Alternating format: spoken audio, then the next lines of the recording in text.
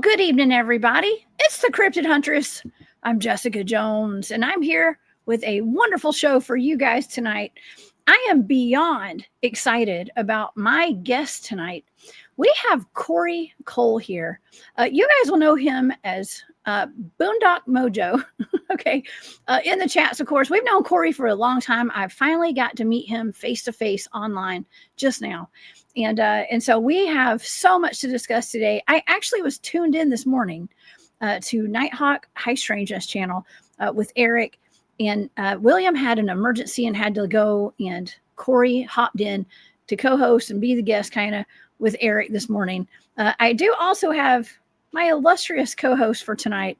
I have author E.D. Testerman here in the studio with me. He is co-hosting tonight. This is 2 shows in a row that me and Eric get to hang out, and we get to bring you guys some really fun content tonight.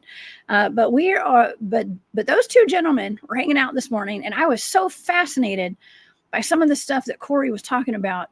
And he and I have been in contact for a little while now, and he's been sending me some encounters he's had, some pictures.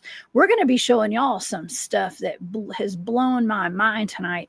And so y'all buckle up, buttercups. We are in for a wild ride tonight, and I cannot wait. We are not only going to be talking about dogmen and hyena werewolves and things like that tonight, or hyena-type dogmen. We're going to be talking about little people. We have a possible dragon on a picture that he has. We have, and it's good stuff, y'all. I don't just show anything here on my channel. I have to vet everything with a fine-tooth comb is what I do. And these things pass the test. Okay, so we're going to show all this tonight. So y'all get ready. Go get the popcorn and give me about 1 minute. I'm going to finish my intro, and then y'all come right back. Okay. If you guys would like to follow along with all of my archived shows, please go over to my website. That's thecryptidhuntress.com. You can find everything you need to know about me and nothing more and nothing less over on my website. That's thecryptidhuntress.com. My social media links are there. My Patreon link is there, and my shop. It's called War Woman Goods. Thank you guys so much for all of your support. Also, I do have a membership here on YouTube, and I just put out a video today. I do exclusive content over there, and so I put out, if you are into disaster preparedness, we got to be, y'all. We don't know what's coming. We got 3-Eye Atlas headed this way. You need to stock up on toilet paper, okay? Before the rush comes, okay? Just stock up on things, tourniquets, you name it. Get your medical bags ready, whatever y'all need, okay? But if you're into that kind of stuff and other things, go check out that video. Become a member of my YouTube. It's called The Hunt Club. And so shout out to all my wonderful members over there. I hope y'all enjoyed that video today.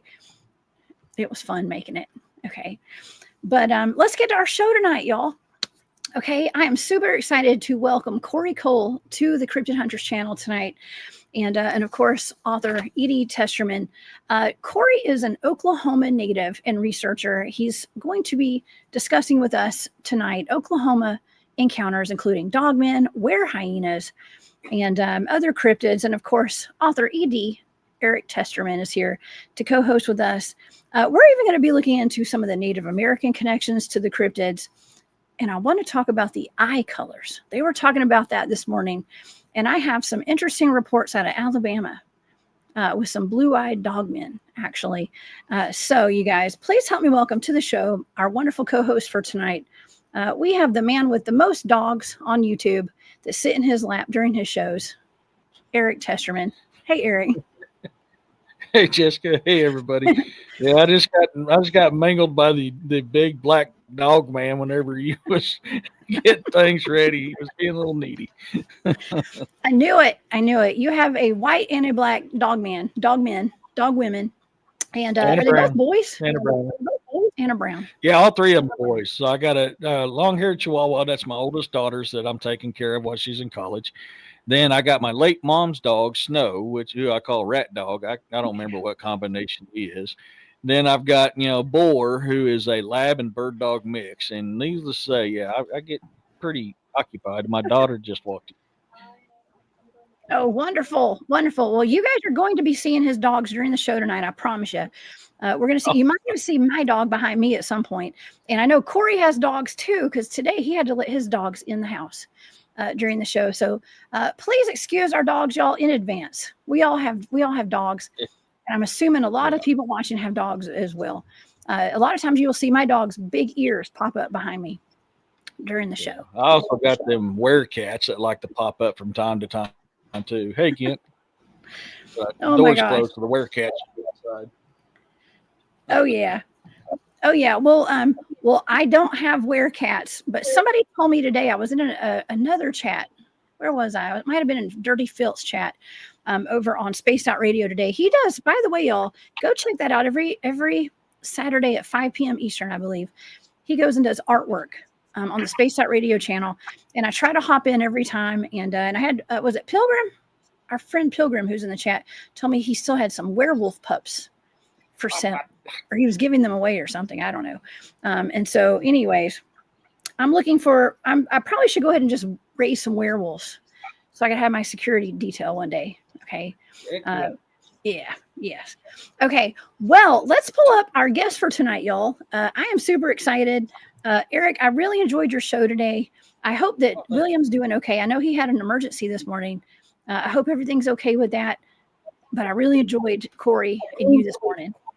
So thank you for allowing me to bring you guys both on today after y'all show this morning. Heck yeah. Okay. All right. Well, everybody, welcome to the show. Our friend, Boondock Mojo, Mr. Cory Cole. Hey, Cory. Hello. It's nice to have you here. Welcome to the Cryptid Hunters channel, face to face. Glad to be here. Well, thank you. I've been waiting for a while. Oh, yeah. Well, I've been wanting to bring you on the channel, and you have sent me some really wonderful pictures and some encounters that you've had over the years. You've been in this for a while. You've been in having strange encounters for a long time, and you have a very interesting background. I super enjoyed hearing you speak with Eric this morning, and I was just delighted that you guys said y'all'd come on here tonight. So thank y'all.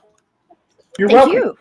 Yeah, big time. Well, I wanted to tell you that actually I was listening to some of the accounts that y'all were talking about, and some of these Were-hyenas, some of the dogmen, attributes, I guess, like where you're talking about some of the cryptids that have different colored eyes. And I was like, man, I have just taken a report. I mean, I've just talked to some friends actually who have had 2 different encounters with dogmen in Alabama with blue eyes. And y'all were just talking about that this morning, Cory and Eric. What do you think about that? Is there something up with the different eye color, and what does that even mean? Let me ask you something. Were they positive encounters? Well, they weren't. They were neutral because they didn't get hurt. Well, I should say non-negative encounters, or non-negative. Well, I mean, it was non-negative. it was negative to them, but it was because it was shocking.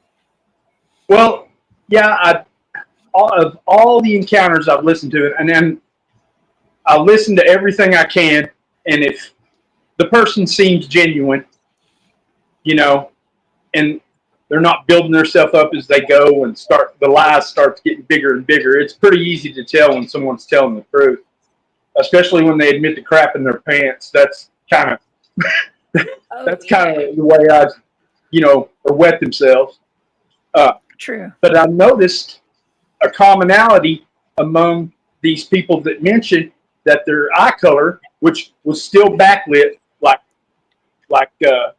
you hear the Dogman, having the eyes that make their own light, the photo 4.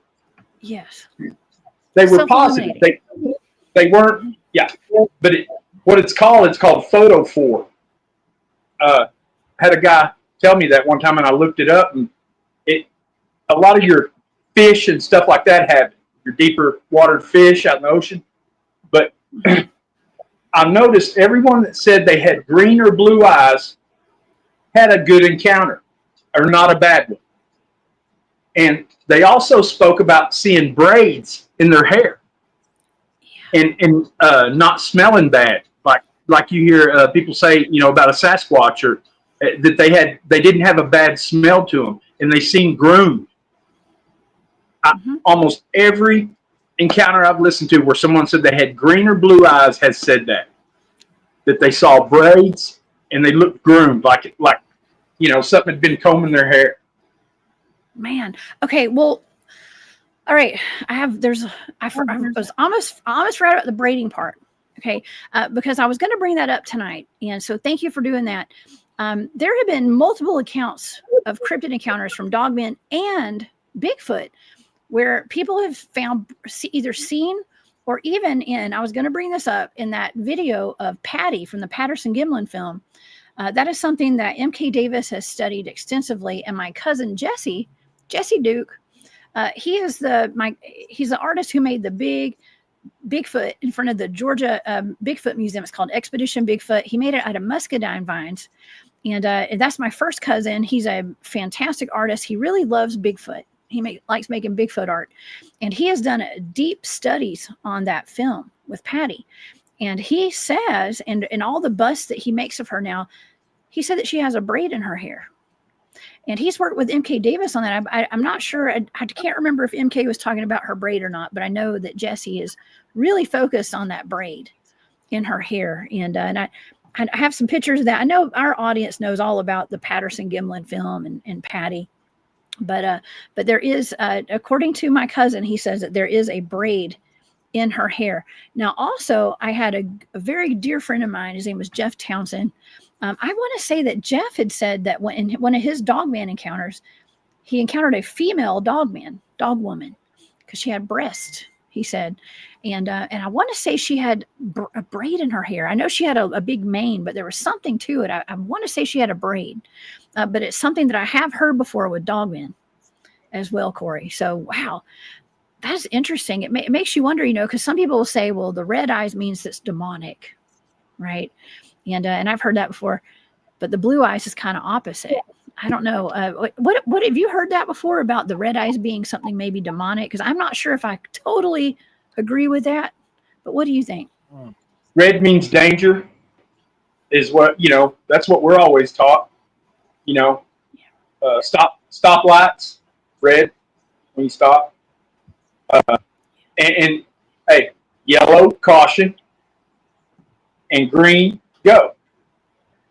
If you think about that, that's kind of how the backlit eyes with the cryptids. I mean, as far as I'm, what just my own opinion, it's just like a stoplight with the encounters. The ones that have had red talk about, they were scared to death, and they, claimed that they, were in fear for their life. And like I was telling Eric today, yellow seems to be the indifferent either way, which I think are the most dangerous because you don't know exactly what their intentions are. Oh yeah, there's actually so there's a video, and I could show this. Let's see. No, I have a still shot. I'm just going to show the still shot tonight because the only video that I had, and I want to give a shout out to Adolph, who is in the chat sometimes. Adolph's been on the show out of California, and he had sent me about a week ago a video that I'd seen before, but it was a guy sitting in his truck in the Appalachian Mountains, and you could hear wolves howling all around him. And they kept getting closer and closer to his truck. Now he had his window down. I don't know if I would have had my window down, y'all. Okay. but I think he had his window down, and this creature came up to his truck, and I'm going to show the audience tonight this picture. I think I've seen this video. It is weird. Okay. Does it have yellow eyes? It does. Let's see. That's it. That is the eye to whatever this thing was, and it's gigantic. But this thing, this is a still shot from the side of his truck. It kind of went underneath the mirror on his side mirror on the driver's side. And he snapped that. That's a still shot from the video right there. And I thought, man, but you know, and his truck was moving. Something was pushing his truck, like things were maybe moving against it or leaning on it. It was a little creepy. Personally, I would have cranked up the truck and I would have blown the horn. I would have done something if I felt like I was. I would have freaked out. Yeah. You know. Yeah, but it had yellow eyes. Right? And Yep. And I just think that's just unusual. Eric, what do you think about that? What do you think about them yellow eyes? So that's interesting because I'm looking at this and I'm seeing one yellow and one white. And before I forget, to both of you who sent them super stickers in, thank you so much. So that's cool. So I don't know if it's like a reflection because there's one white and one yellow one. But I think he was probably more curious than anything, you know, because, you know, like we talked about this morning, people get a mix up on the red eye thing. There's actual red eye shine from reflection, and then there's actual red glowing eyes. Now, the red glowing eyes, yes, is very demonic. Now, the red reflection, every predator has a red reflection when you shine a light in their eyes. So you're going to get that. That doesn't mean they're demonic. They're a predator. So that is a common misunderstanding that people make, you know. So, but in high stress times like that, you're going to make that confusion because you're only going to comprehend what your mind sees at that moment. So it could be a red reflection and not necessarily red glowing eyes. And then when you got these green and these yellow and these oranges and these blues, you know, like I was talking about this morning, I think these creatures are just like us. Each of them has their own personality. Each of them has their own soul, their own spirit, their own temperament, everything. They're not always necessarily, hey, Bigfoot dwarf, they're not always necessarily something evil. Now, a lot of times like this, when most of your encounters you hear that are violent when dealing with dogmen ain't actually violent. There's very few of them that's actually violent, and that was with dogmen. They're actually werewolves. The werewolves are the ones you get most of your violent action from. Now, most of your encounters of violent with dogmen is somebody who's been aggressive towards them. Same as Shiai Tonka, you know, Bigfoot. A lot of times Bigfoot, when you have one that's violent with you, and I'm not talking about Yanoshka, I'm not talking about Gugwe, I'm talking about, you know, regular Bigfoot, that's because they had something violent towards them. So you have to be very careful on this. I mean, these things, they're intelligent. They have speech. They have family values. They have, you know, all this other stuff. So I agree. If they have the multicolored eyes, it's not red glowing. I believe for the most part, they're pretty peaceful unless something is controlling them to cause them to be violent. Whoa. Or you push the violence upon them. Well, I can appreciate the idea that, you know, some of them are going to be werewolves, and this is like the ongoing debate is like dogman versus werewolves too, and werewolves seem to be a little more violent, and we don't get a whole lot of reports of dogmen being super violent. Of course, if you watch, you know, YouTube quite a bit, and you hear stories that everything is classified as dogmen, you know, attacking people like the LBL and stuff like that. Shout out to, I got a bunch of friends at the LBL this weekend, by the way, up there at the what is that? What used to be the East Tennessee Squatch Out, but I said the LBL this weekend. So shout out to all y'all out there. Some of our friends that have been on our show before are up there this weekend. But you hear about the dogman attacking people. Okay. I think a lot of times that's werewolves probably attacking people. But nonetheless, let me thank Andrew Gnomes and Trucking for that super sticker real quick. He said, I didn't see braids and I don't remember the color of the eyes, but I didn't have a negative wild encounter. It was like, oh crap, for my semi truck. I got to get you on the show, Andrew. Oh. Okay. You got to come tell us about it. Thank you for that super sticker very much. I appreciate your support. And Kent Baxter is here. Never fear. He says, looking forward to another great show. Thank you, Kent. That's so sweet of you. I appreciate y'all both very much. Yeah. The encounter with the truck that he was talking about, you'll be surprised how many truckers talk about encounters like this. This is very, very common, especially in rest areas, but in truck stops as well.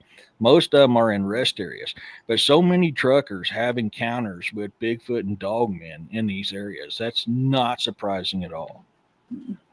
I know. I sent Andrew a message. He emailed me and I emailed him back, and I was like, I need you on the show. Okay. Come on down. You're the next contestant on the Cryptid Hunters show. But yeah, it is kind of wild. A lot of the dogman encounters are actually from people in their vehicles driving past them on the road. Definitely. Now, Cory, you've had your own dogman encounter, right? Yes, I have. Two at the same time. Oh, can you tell us about that?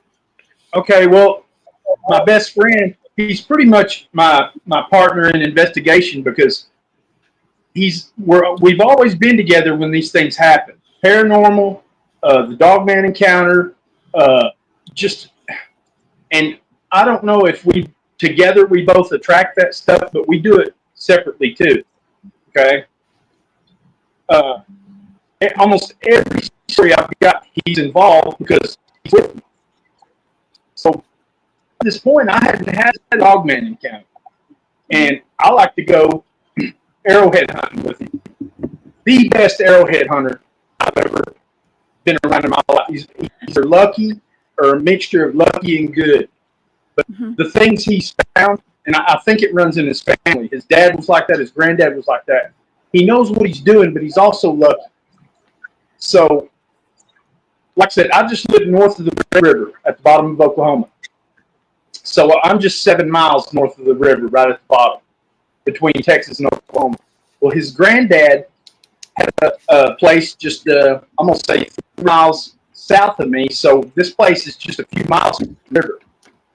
And it's not the first time we went arrowhead hunting out there, but we would always park the pickup in front of this thicket.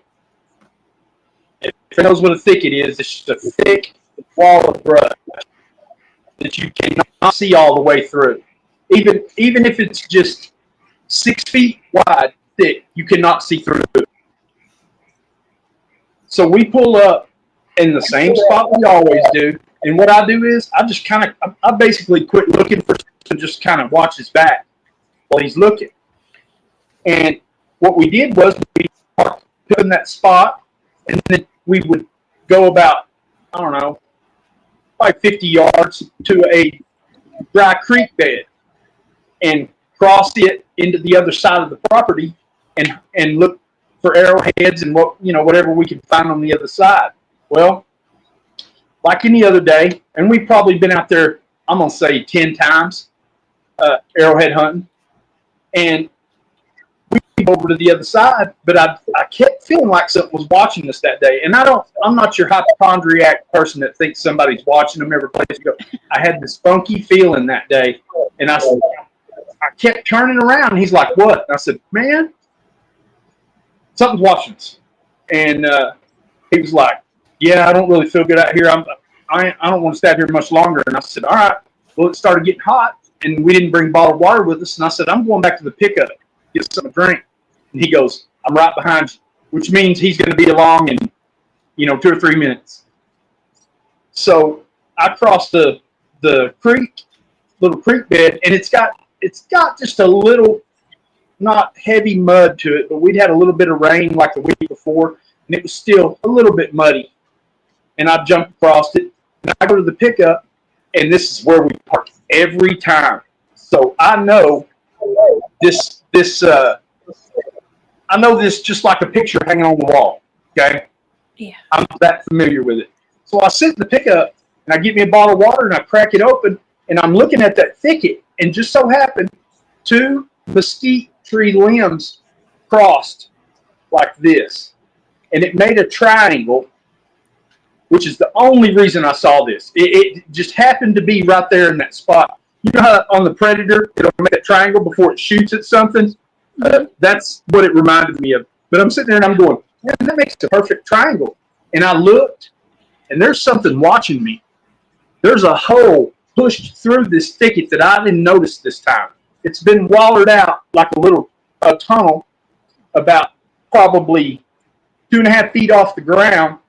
And I do know the backside of it has a washout. So if you go back and stand on that backside, like I do, I'm about 6'2". If I stand, I can. This thing would have been about right at the 4-foot line. Wow. And that hole is wallered out, and I go for a logical explanation before I ever go paranormal or cryptid anything. But I do know there's no cattle on this place because we didn't have to shut the gate. He's like, we don't have to shut the gate. There's no cattle on the place. But what it looks like a bull's skull. It's shaped kind of triangle, but it's big. And then I make out the eyes, and I'm like, what the hell would a cow be watching me through that hole? And, I've raised cattle. They don't do that. And then I thought, there's no cattle in this place.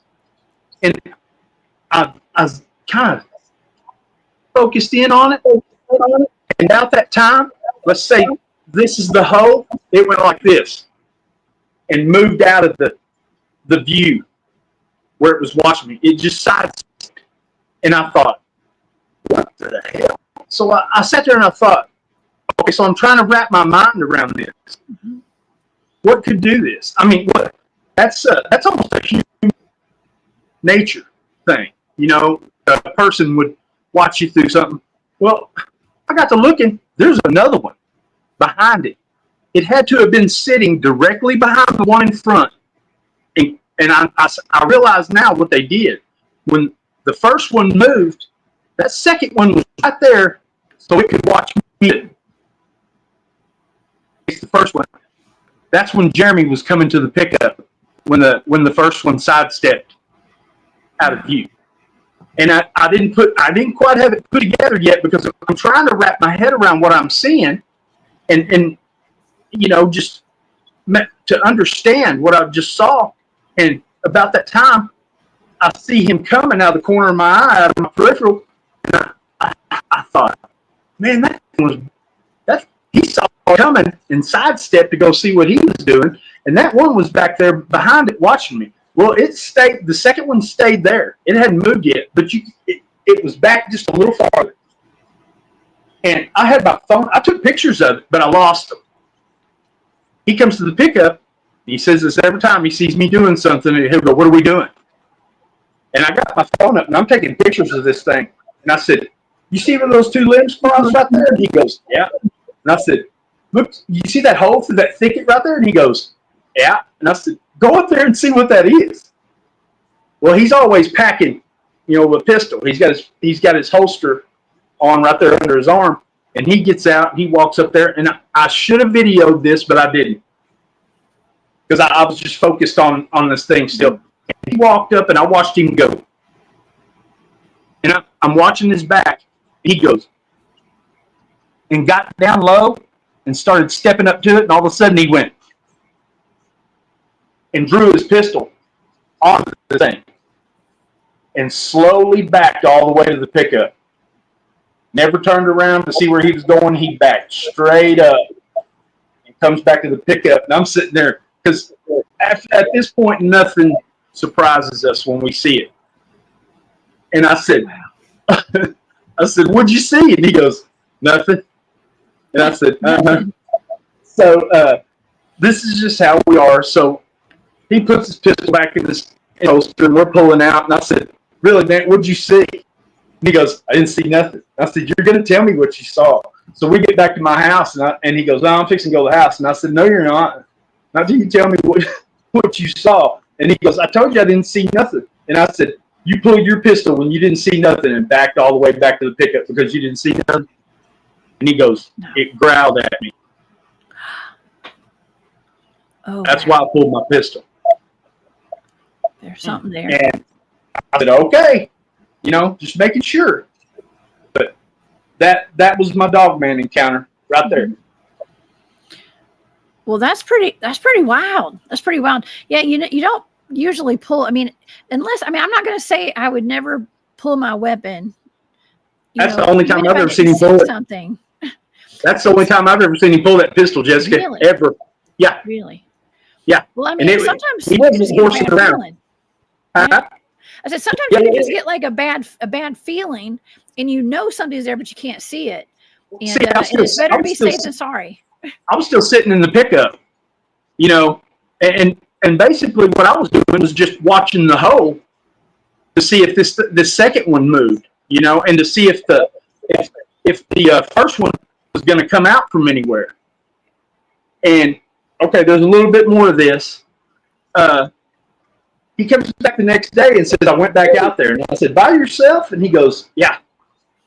I said, well, whatever happens to you, man, just remember, you had it coming if you go by yourself. And he goes, look what I found.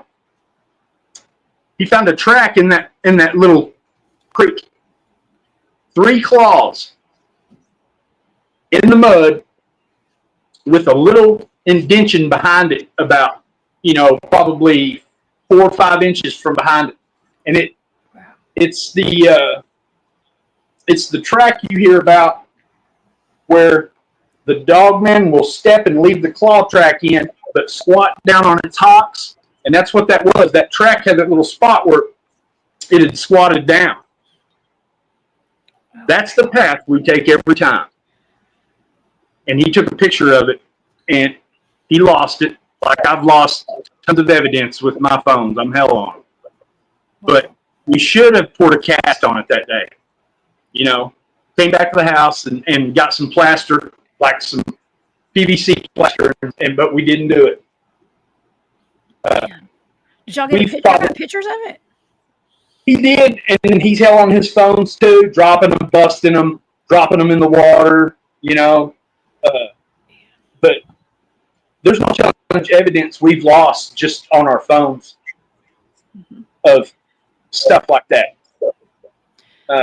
Things happen like that. That's not uncommon especially from a cryptid field researcher's point of view. Like a lot of times the technology goes haywire on us, and it's not even worth taking equipment like that, like technology out in the field when we're doing our research, because it just, I mean, sometimes it'll fry, and that's expensive.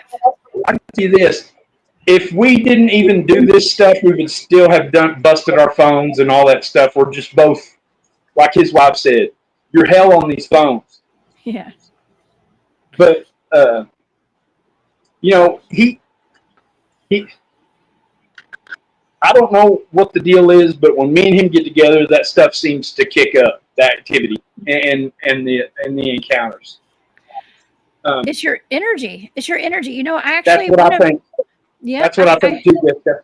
I think it's the people. It's the people out there. We had our first hardcore encounter together in 1995 at a cemetery. Oh, really? He and I. Yeah. What happened there? 6 of us went out to this cemetery, and it was 4 guys and 2 girls, and one of them said, y'all want to go to a haunted cemetery? And I said, I don't believe in that. I'll go out there. So it was Halloween night, 1995. So we go out there, and it's called Salem Cemetery. And my friend Clinton, he was driving the pickup, and me and Jeremy, Clinton and another guy, and these 2 girls, it was their idea to go. We go in, and there's graves from early 1900s down to the 1800s in this place. So I'm you know, it's old. And I'm sitting there looking at the graves, and we parked at the gate and just went in on foot, because I said, look, don't pull in there. We don't want, if the cops come by, we can say, well, we didn't pull in there, you know. Somebody had to pee or something like that. And I see them walk in, and I stop, and I'm looking at this grave, looking at the date on it, and all I hear are footfalls, people running from behind me. Well, when you see a gang of people running from something in the dark, you tend to fall in with them. And we go back to the pickup, and everybody's freaking out. But I didn't get to see this for the first time. And then I was going, what are we running from? And I figured a mama cow got in there or something like that, maybe with a calf or something, got after somebody. And no one would answer me. And I said, what did y'all run from? And I said, Clinton, stop the pickup. And the girls were going, no, Cory, no. And I said, no, I want to, what was it? And Jeremy goes, I don't know what it was, Cory. And I said, I want to go back and I want to see it. So the girls are freaking out, and I'm like, I want to see it myself. So we go back. Well, Jeremy goes, I'll go in with you. And Clinton goes, well, I'm going to go too. And the Shane, my other friend, he got out. Well, the girls were like, well, we're going with you because we're scared to stay in the truck. They go in, and Clinton goes, walk right up there. And it was a double grave, and it had its own fence around it. And the date on it was 1880 something. I'm sure this was the first 2 people buried in this cemetery. And they had their own fence around their double grave. Like the little wire fences like people used to keep rabbits out of their garden with. But it humps over. It's decorated, but it's real thick with wire. And he goes, my friend Clinton goes, out there, the grave. That's what you're running from. And he goes, walk up to it. Jessica, I got about 6-7 feet from it, and I got hit with the static electricity charge like I've never felt in my life. I mean, it made the hair stand up on my arms. It made my neck all the hair on my neck went up, my hair on my head. And I said, whoa! And I backed away from it, and my friend Clinton goes, no, get up there. And I said, I can feel it from where I'm at. And he goes, no, you haven't felt it yet. Scoot up close. When you would scoot up close onto this grave, you could hear static electricity in the air start to snap. Whoa. And and the grass would start shaking, and the weeds like this. Just the closer you got to it, but if you backed away from it, it would die down. And I'm going, what in the hell is going on here? And we had a bunch of smoke in the air from these fires on these primitive prairie grass. Somebody had went out there and started fires, so there was a lot of smoke in the air that night. That's what I've always wanted to ask you. Do you know anything about smoke charging the electricity or charging the energy in the air and causing paranormal activity? Man, I don't know about smoke charging it. I don't know. I've never heard that. I mean, my experience has been with fog. Okay, and like I've had I had an experience that there was one night where I was out there with some of my teammates up in the North Georgia mountains, and we had a fog that seemed to have a consciousness. It was alive. And that was really odd. But as you're telling us about this in this electrically charged grave, these 2 graves beside each other, we have so much activity when it comes to reports of dogmen at graveyards and Bigfoots at graveyards. I did a recent investigation. I think at all my investigation spots, we have graveyards there. We pass by a graveyard to get to where we're going, or there's a graveyard on the property. I wonder if that's what attracts the cryptids to those places. It's not just like the land's been cursed. It's like there's electric charge there.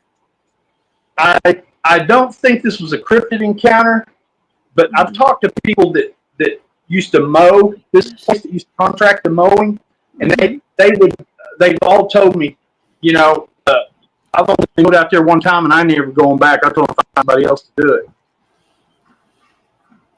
Well, I'm actually showing pictures of the Ohio grave digging. I've seen that. Man. That is one of the best videos I've ever seen. It is. This is from Colleen Norris. Yeah, it's her and her dog. You can see it. Yeah, you can see it out there digging. I mean, yeah. It's one of it's if this is a real dog man, which I believe it is, that's the best evidence I've ever seen. Yes. Yeah.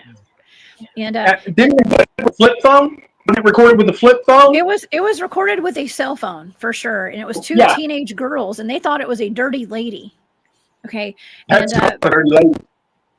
Yeah, it was not, and the fact that it was covered up by the cemetery staff the next Monday morning, because that happened over the weekend. The hole was there. Colleen went and took measurements and everything. She measured it. You could see the knee imprint in the dirt right there. And she measured down into the hole, and she said it was just too long for a human to have done that. Yeah. I saw it. Man, that's an old video. I saw it a long time ago. And I'll break down and take screenshots of the video and zoom in and try to, get a better shot of it. Something I don't, yeah. That's a dog man. I think it's a dog man. Well, and just to know the history behind that graveyard too, the cemetery in that whole area. I think it's in Akron, Ohio, if I'm not mistaken. and it's a cemetery where they have a lot of dogmen sightings, werewolf sightings around the interstate down there. And I mean, this was in the middle of the day. Yeah. It was in the middle of the day. I mean, I was like, that is insane. But they were on their supper break, she said. Their supper break. Yeah. Well, okay, this grave, Jessica, when you scooted up close enough to it, if you had the cojones, when you got close enough to it, you could feel, I don't know what this was, but it was an electric charge, and you could feel it wrap around your leg like a rope or a snake and shock you when you got close enough to it. Wow. And the closer you got, the more intense it got, and the more the weeds and grass would start to shake. And I said, let's get the hell out of here. So we go back, and this time I'm driving. And we got probably 200 yards down the road, and I stopped the pickup and turned the interior light on, and I looked over, and they were like, no, Cory. And I said, I got to go back. Somebody's messing with us. So we go back again, and I'm trying to figure out what's making these weeds and grass vibrate and shake like this and this popping, but I don't quite understand paranormal activity yet and static electricity, the link between the two. So you got to consider this with paranormal. Water and limestone, granite, stuff like that is very good conduits for paranormal activity. Smoke is in a way as well. Now you can use techniques like that in an investigation, like get a fog machine out, kind of like what I do with the laser grid, but you're using a fog machine instead, which is moisture. Okay, so not only does that help provide it with energy to manifest in this way, but it would also outline something there you can't see with your negative eye. So you got to think these things go off energy. The more energy they are, the more they can manifest, the more they can talk. Hence, that's why I always tell them in my investigations, like if you need more energy to communicate or manifest, I have several devices here. Now they'll drain my devices like crazy. That's why I'm constantly having to replace batteries or restart something because they shut it off because they're constantly draining it. So all this is. Oh yes, thank you, William. Yeah. Smoke is extreme. Cremational smoke is very powerful magic. Yes. These things use this to help communicate or manifest. So absolutely. I mean, seeing that type of stuff in a graveyard, seeing that, in a building or something like that, that's going to lead to one or two things. It's something very powerful there that's supernatural, which is causing the air to electrify, which is causing the fog to appear. Or it's something emitting it, trying to absorb, do something to cause it to absorb it to gain power. I'm going to lean more towards the beginning where it's something that is literally has got enough energy that it's. This thing had plenty of its own, Eric. This thing had plenty of its own. Yeah. But okay, so there's so much smoke in here, but again, it's Halloween night, y'all. This night this happened is Halloween night. And I remember it's Halloween night because of two things. I remember the kids trick-or-treating early because they didn't want to be out because the smoke was horrible. And I remember there were two firefighters east of here that was out working out there at the Sunray oil plant about 20 miles east of here who died fighting the fire.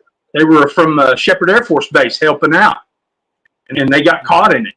And, possibly, I'm just saying, whatever that was that night, I was scared to get inside that fence for two reasons, okay? One, I thought it was going to just blow out enough energy to electrocute me, as powerful as it was when I got close to it. And two, when we would get close to it, like I said, it was hard to see. I could see something on top of one of the graves going like this, whipping, serpentine, sticking out of the dirt. And like an energy? No. Okay. To myself, okay, I know what it looked like. And when I thought about it, but I never asked Jeremy what he thought it was for 20 years. And I asked him one day, I said, not too long ago, I said, Jeremy, you remember that thing that was whipping inside that that double grave on top of one of those graves? And he goes, yeah. And I said, what'd that look like to you? And he goes, a human spine. Oh, and I said, that's weird. What I thought it was. Whoa. It wasn't sticking up straight out of the ground. It looked like it was coming out at a kind of a 45 and then laying flat. And I thought for a second, well, maybe that's what that rattling was, you know? Because the sound sounded like static electricity and like a Indian bone rattle or something like that. But, okay, so I took the names of the graves and I started researching to see if I could find out who these people were buried there. There's nothing on them. His mother works at the courthouse, works in the tax assessor's office, and she looked for it and done research for it, and there's nothing about these two people that are buried in that grave. This changed a lot of people's lives. We wanted to back out there on Halloween night, as many of us as we could that was originally there that night, and me and Jeremy are the only two that are willing to go out there. I got told, hell no, not no, but hell no. And Clinton, my friend Clinton, he said, look, I made a deal with God that night, and I kind of want to keep it. And I said, I can respect that, man. You know? But one of the girls, I talked to her on Facebook. I finally tracked her down. She said she still goes out there and pulls up at the gate, but she can't make herself go in. The gate as far as she can get. She won't go past it. I got a question. Yeah. Cory, is that fencing and gate wrought iron or is it modern? You know, I don't know. It's like it's old school. It could be wrought iron. I don't know. I'm gonna go back out there and take a picture of it and show it to you sometime. I went back out there. I don't know. I know you know where I'm getting at because we've talked about we talked about this. If it's wrought iron, that very well could be keeping something in there. So if there's no records on the graves, that's going to mean one of two things: either A, they unalived something they didn't want a record of, and that's why you can't find it, or B, because if it's old enough, then a lot of times either A, records weren't kept, or B, records were destroyed for whatever reason it was. And that could be why you can't find records on these things. So if you're actually seeing something manifest out of there, like a human spine flipping around, I'm going to lean more towards that was something that they didn't want a record of. And if it's wrought iron in there, which is going to be really curious for me, if it's actually wrought iron, fence and gate, they purposely are keeping that to keep something in from getting out. Man, well, I heard y'all talking about that earlier today, and you were talking about the vampires and the werewolves. And I know, Cory, you showed us your horseshoe, right? That was hanging up in your house, I think. And that is a good form of protection, right, guys? Yeah. Against vampires and werewolves. Mm-hmm. Yeah. And then I've got the rosemary that I hung up with it, you know. But all my family has always had horseshoes hanging over their door. Mm-hmm. Even the ones that aren't superstitious or whatever had them. You know, and I'd say, why do you have that there? They'd say, good luck. Well, it is good luck depending upon which direction you're hanging it, right? If you hang it upright, it's good luck. If you hang it, I mean, maybe I'm getting it confused. You're right. That's what they always told me. Yeah, you got to be careful. Well, but that iron is what protects you. It keeps the vampires out, right? I heard it. What's that? Supernatural and paranormal. Wrought iron and real sea salt is what provides protection against paranormal, supernatural. So you want to smudge your home, cleanse it. In other terms, cleanse it. Cleanse your home. In the four corners of your home, you want to put wrought iron and sea salt. And then you go outside and you smudge/cleanse your property and do the same thing at the four corners of your property. And that's what provides protection against paranormal, supernatural. If you do not cleanse it before putting that horseshoe or the wrought iron and the salt in, you'll trap whatever you have there. It can't get out. So it's always, always, always important to cleanse it before you do it. Gary Spike Sr. is in the chat. What's up, Gary? It's Pops. good to see you here. Yeah, he says up holds the luck and down lets it out in the horseshoe. He said horseshoe, not horseshoe. That's what my mom told me. Oh, Gary's yeah. from Oklahoma too. I know. Okay, I remember. I met Gary recently up at the Holland's Hunt Camp, one of the places where I was out. And when I was actually driving home, I was gonna bring this up tonight because I know I wanted to talk about the Werehyenas, right? And I had not had a dogman experience, but I actually seen one before up until recently. Now I do believe what I saw were most likely dogmen. When I was leaving that hunt camp that night where I met Gary actually, and it looked like the first thing that I said it out loud. I was like, when I was driving out of there, I was like, that looks like an African dog. That's an African dog. What is an African dog doing in Alabama? And as I sat there looking at it and I slowed my truck down, I had my headlights on it. It was crouched down in the grass and it looked like, then I was like, well, it may be a bear because it was so big. It looked like a bear. So my brain went to bear, but it still looked like an African dog and it was pitch black. And then it started moving like a panther. So I was like, okay, what is this? Okay, what is this? Squatted down, moving smooth. Squatted, yes. Squatted down, moving smooth like a panther. Yeah. In the tall grass. And then there was another one on the other side of the road with its back turned. That's it. We're never alone. There's like my encounter. There's two.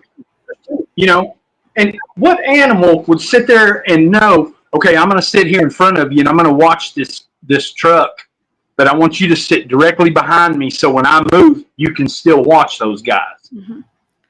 Yeah. That's human. Am I right, Eric? That's human kind of thinking to me. Well, yeah, I mean, it's kind of like what we talked about this morning. These Sasquatch and these dogmen, what we call nowadays dogmen, they have been around this planet longer than humans have. Now, we share a DNA sequence with them, hence why we can breed with them and they can breed with us. I mean, the only way that makes sense is if we share a genetic similarity. Now, then you got the werewolves, which were human first. And now they either chose to curse or they were cursed, which causes that to become, it causes them to become the werewolf. So you have to consider that as a possibility. These things are very humanistic. Like I was talking about early in the show, there's good ones, there's bad ones. I've had nothing but peaceful encounters for 36 years on this property with my guest.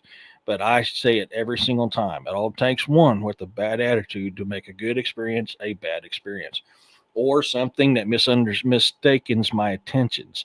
A lot of these hunters you hear that got attacked or disappeared, and they found the tree stands tore up and the rifles wrapped up around a tree. I'm a firm believer those are the guys that took that shot. Yep. Okay. Yep. I'm a firm believer in that. Mm-hmm. And I've told you guys, I've had experiences on my property where I had that feeling that, hey, you don't need to come in here. And I am not going to go in there unless I absolutely have to. Now, am I going to go in there with my 7 mag when I do? Yeah, absolutely. I'm going in there with my 7 mag when I do. But these things know that I don't do it to be rude and I don't mean it to be disrespectful. I have something to do. I go in, get what I need done, and get out as quick. I don't hang around like I normally do during the peaceful feeling times is a good way, I guess you could put it. So we have to consider this type of stuff. A lot of times when you're getting that bad feeling when you're in the woods, it's because you're interrupting a lesson that they're trying to teach the young ones, because their parents, their teachers, their grandparents, their aunts, their uncles, just same as us, or you're interrupting their hunt.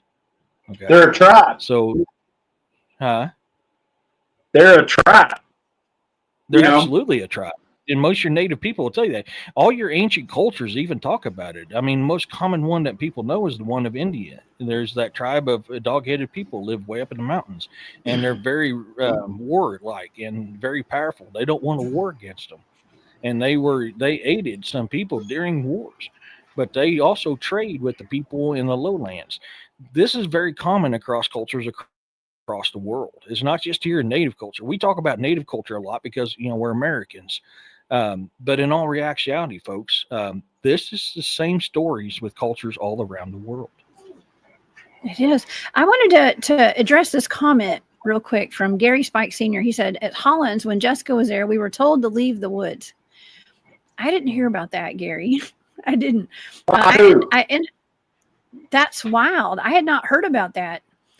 Who told y'all to leave? Yeah, who told y'all to leave? Was it a voice that came through or what? Because so when I left that night, they had a baby there, he said. They had a baby in there. Okay.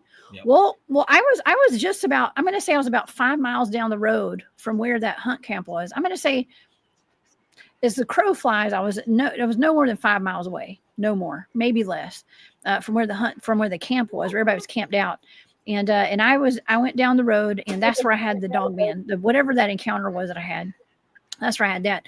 And I got home so late that night because I had about an hour and a half drive home, and I didn't want to bug anybody. It was like 2:30 in the morning or something when I got home.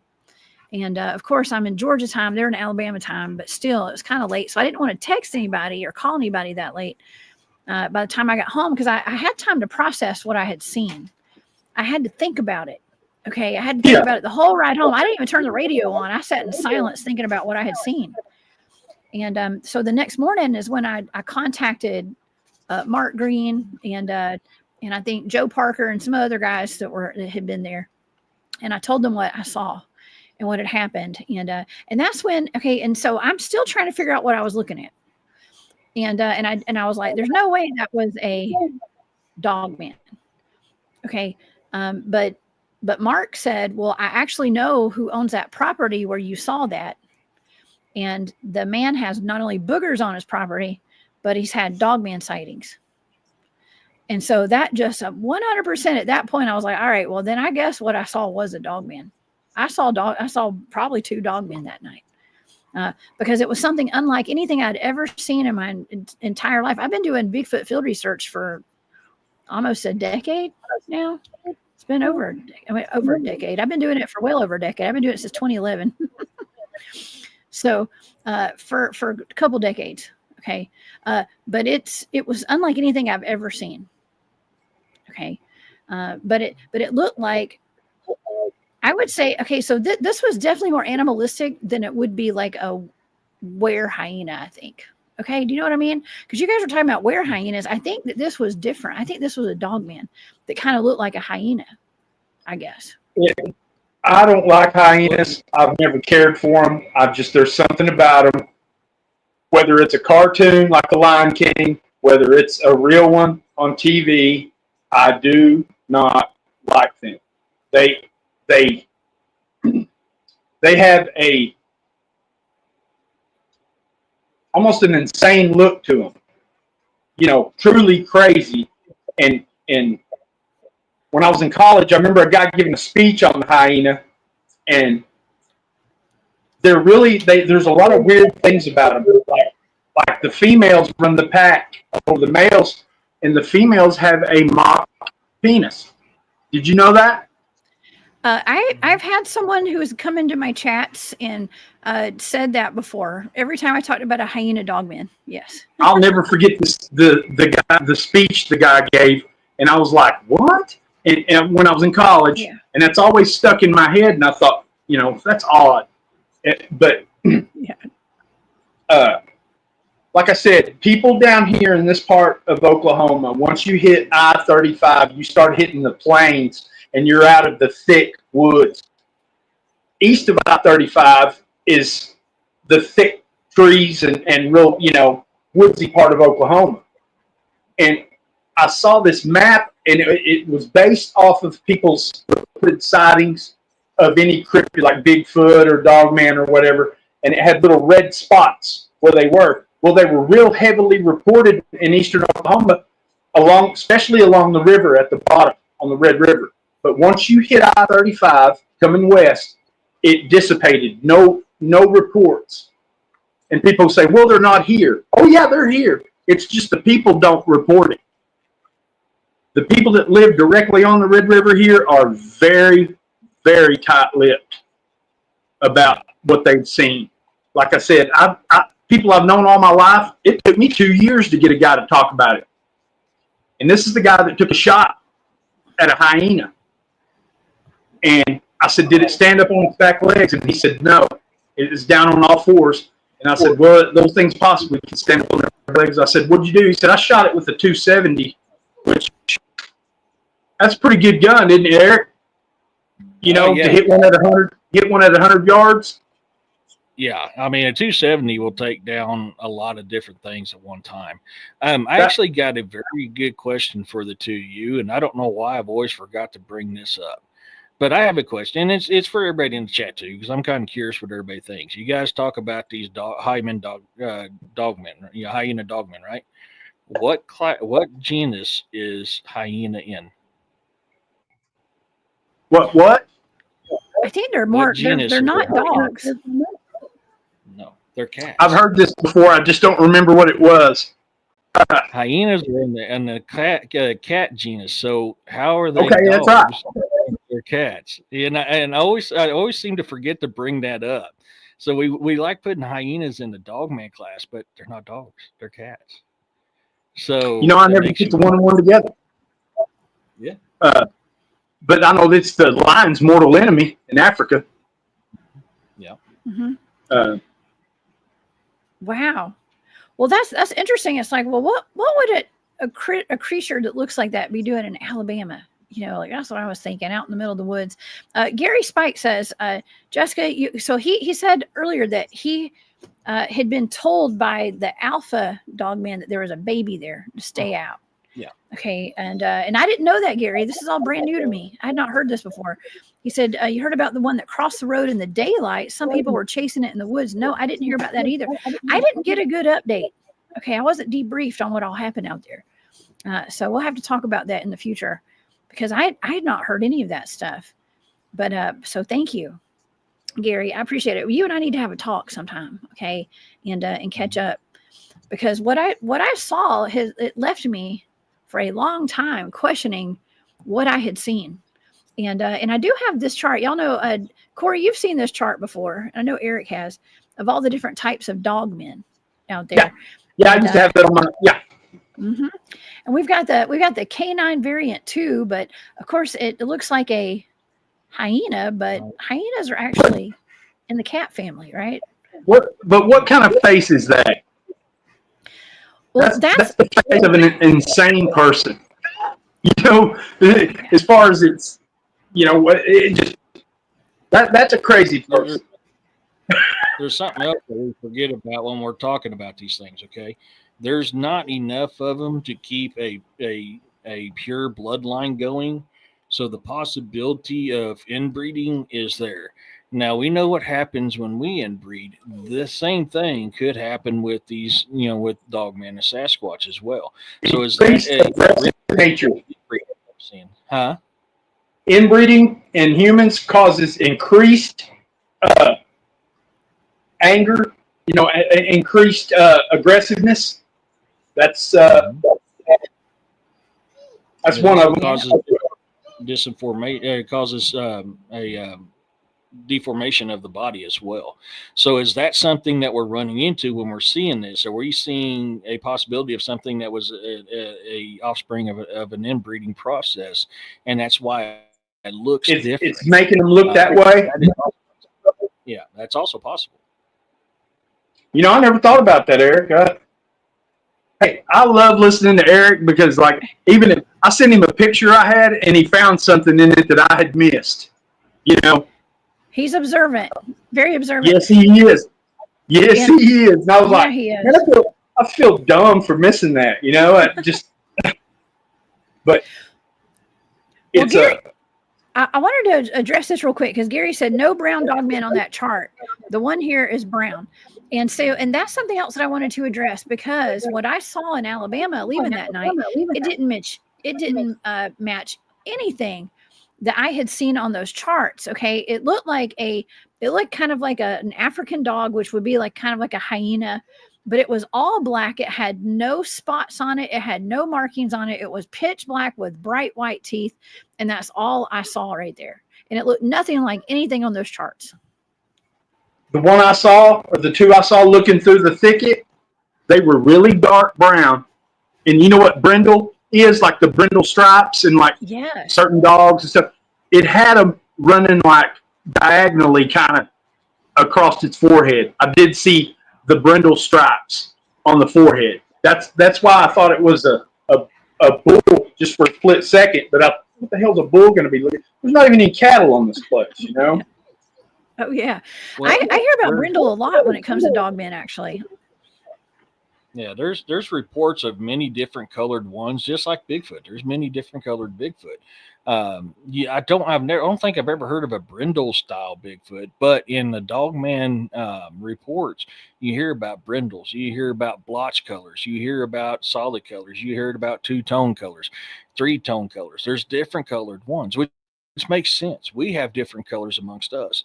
It would make sense why they would as well too, and that's just how my mind looks at it this way here. But I mean, I believe in that. That's just until I can get proven wrong. I believe in that because there's too many reports that suggest otherwise. Mm-hmm. Anybody who puts this in a box and says this is how it is and there's no other way, they're putting it in reverse and backing up. That's right. Yes, there's no that chart is great. I love having that chart so we can kind of, because those are the main reports that we get for dogmen. I think I don't know if the North American Dogman Project put that chart out, came from somewhere, and but it doesn't mean that they're all going to look like that at all. They're all different. You can't put us all in boxes too. You know what I mean? Like everybody looks very different. But what I saw, the closest thing, I mean, I've actually shown a picture. I forgot to pull it up tonight, but it looks like I want to say like like a cane corso or something maybe, or a cane corso, however you pronounce that.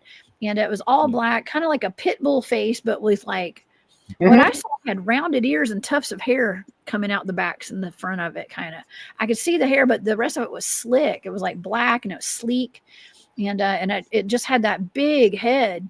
It was like a pit bull kind of head. I've seen a picture of one of those that type looking through some trees, and I was like, man, that looks like a cane corso, but its ears look like it had been cropped like one. You know, they have to crop their ears. But this looked like it just grew like that naturally. Had the wide head, and it looked like a fathead pit bull.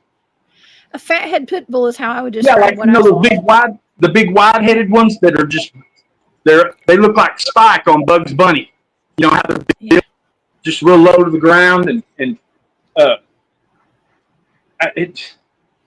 just think they're just as diverse as we are.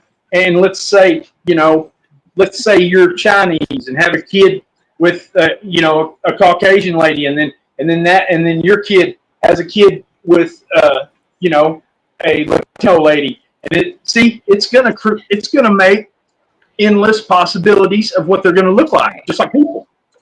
Very diverse. That's true. That's true. Well, try to do that with us. Try to box us in like that, and you're just going back.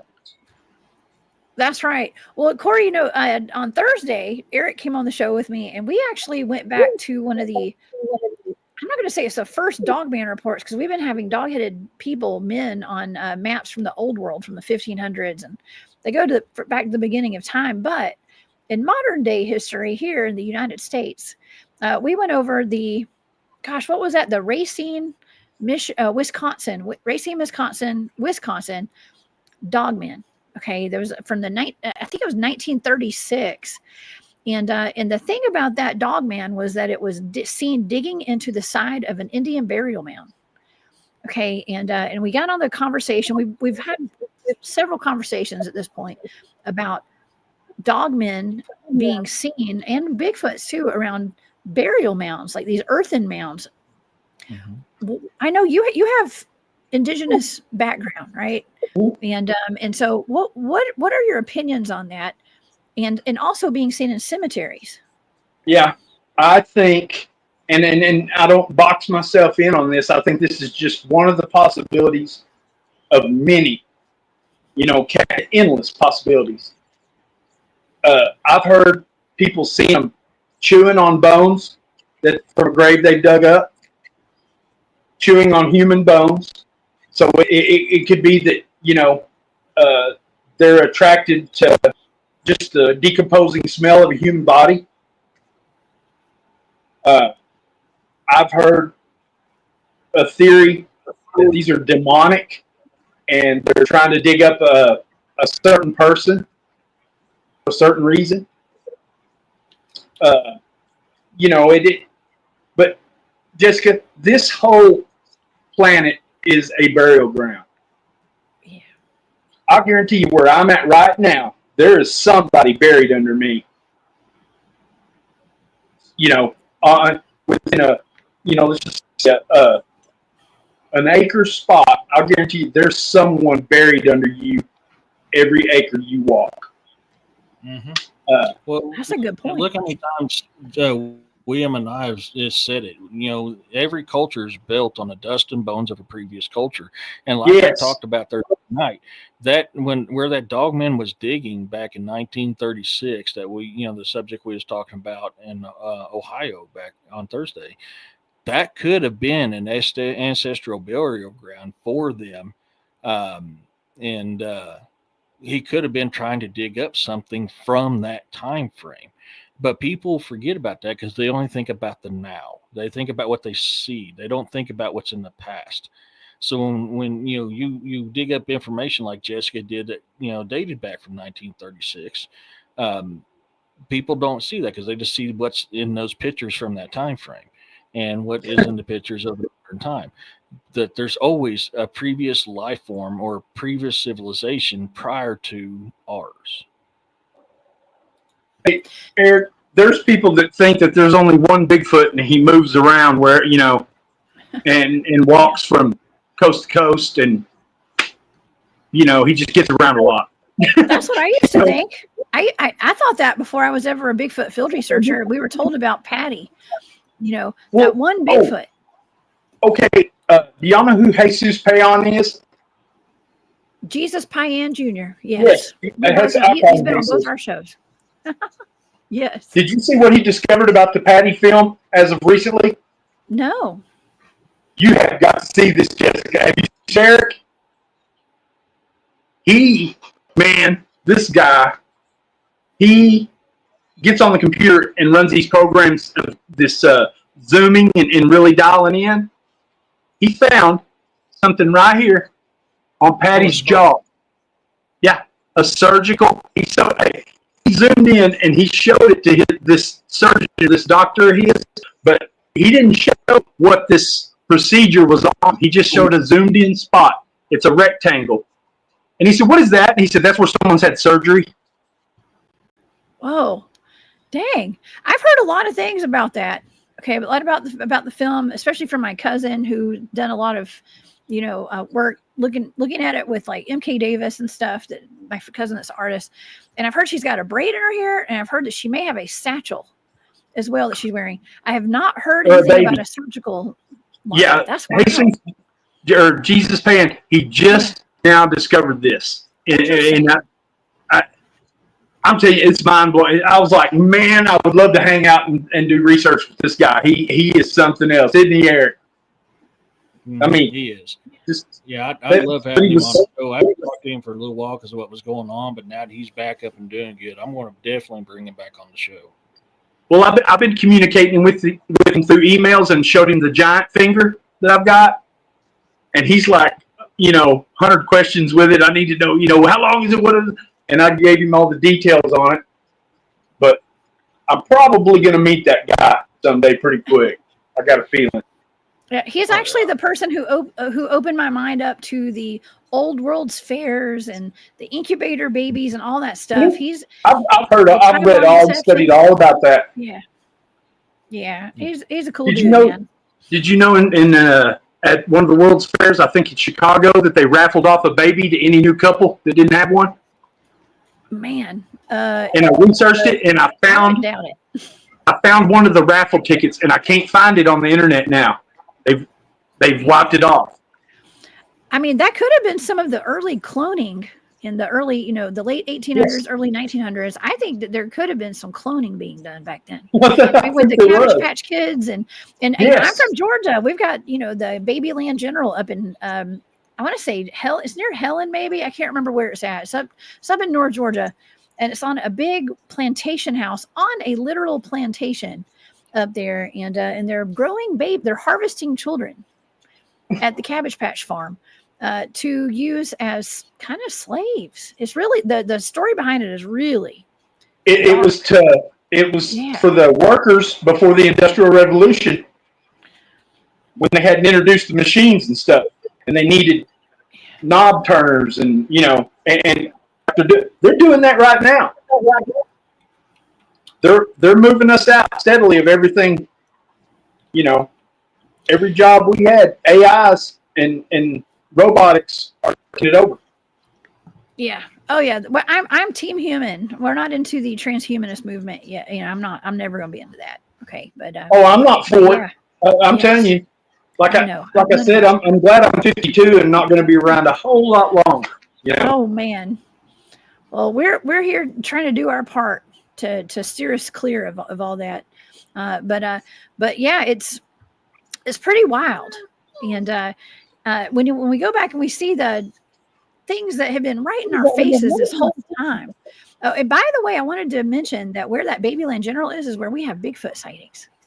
Okay, there's a lot going on there. It makes me wonder, like, I haven't looked to see if that's on a ley line or something, to see what's going on. Like, why would they put Babyland General in that plantation where they put it? Because there's some kind of occult background to that. There's no doubt. There's some kind of occult background and undertones to that. EA''AL.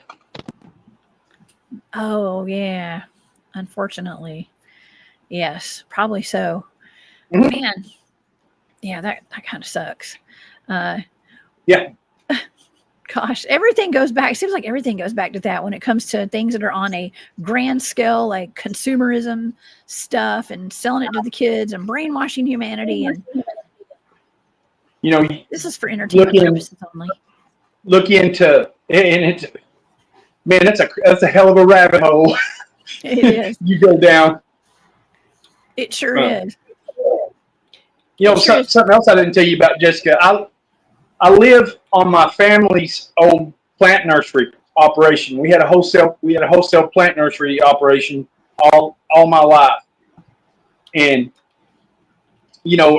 basically all the wholesale operations that had the money that could afford it during the housing market collapse in 2008 or 2005, and everything, just everybody that could afford it went down to retail and started, operating a different way. And we weren't in a location where we could do it. And I live out on the plant nursery. I've got a house in the shop that I designed to live here someday.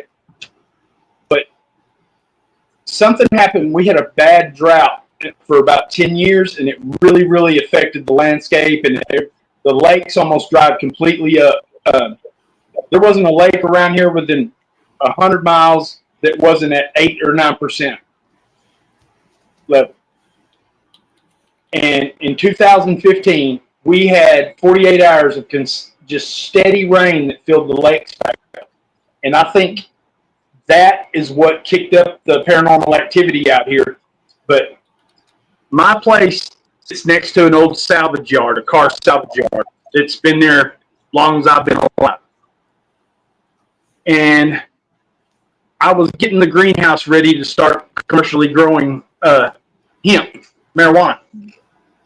I was out there at night working, and all of a sudden I start hearing these little kids laughing out in the salvage yard at about 2 a.m.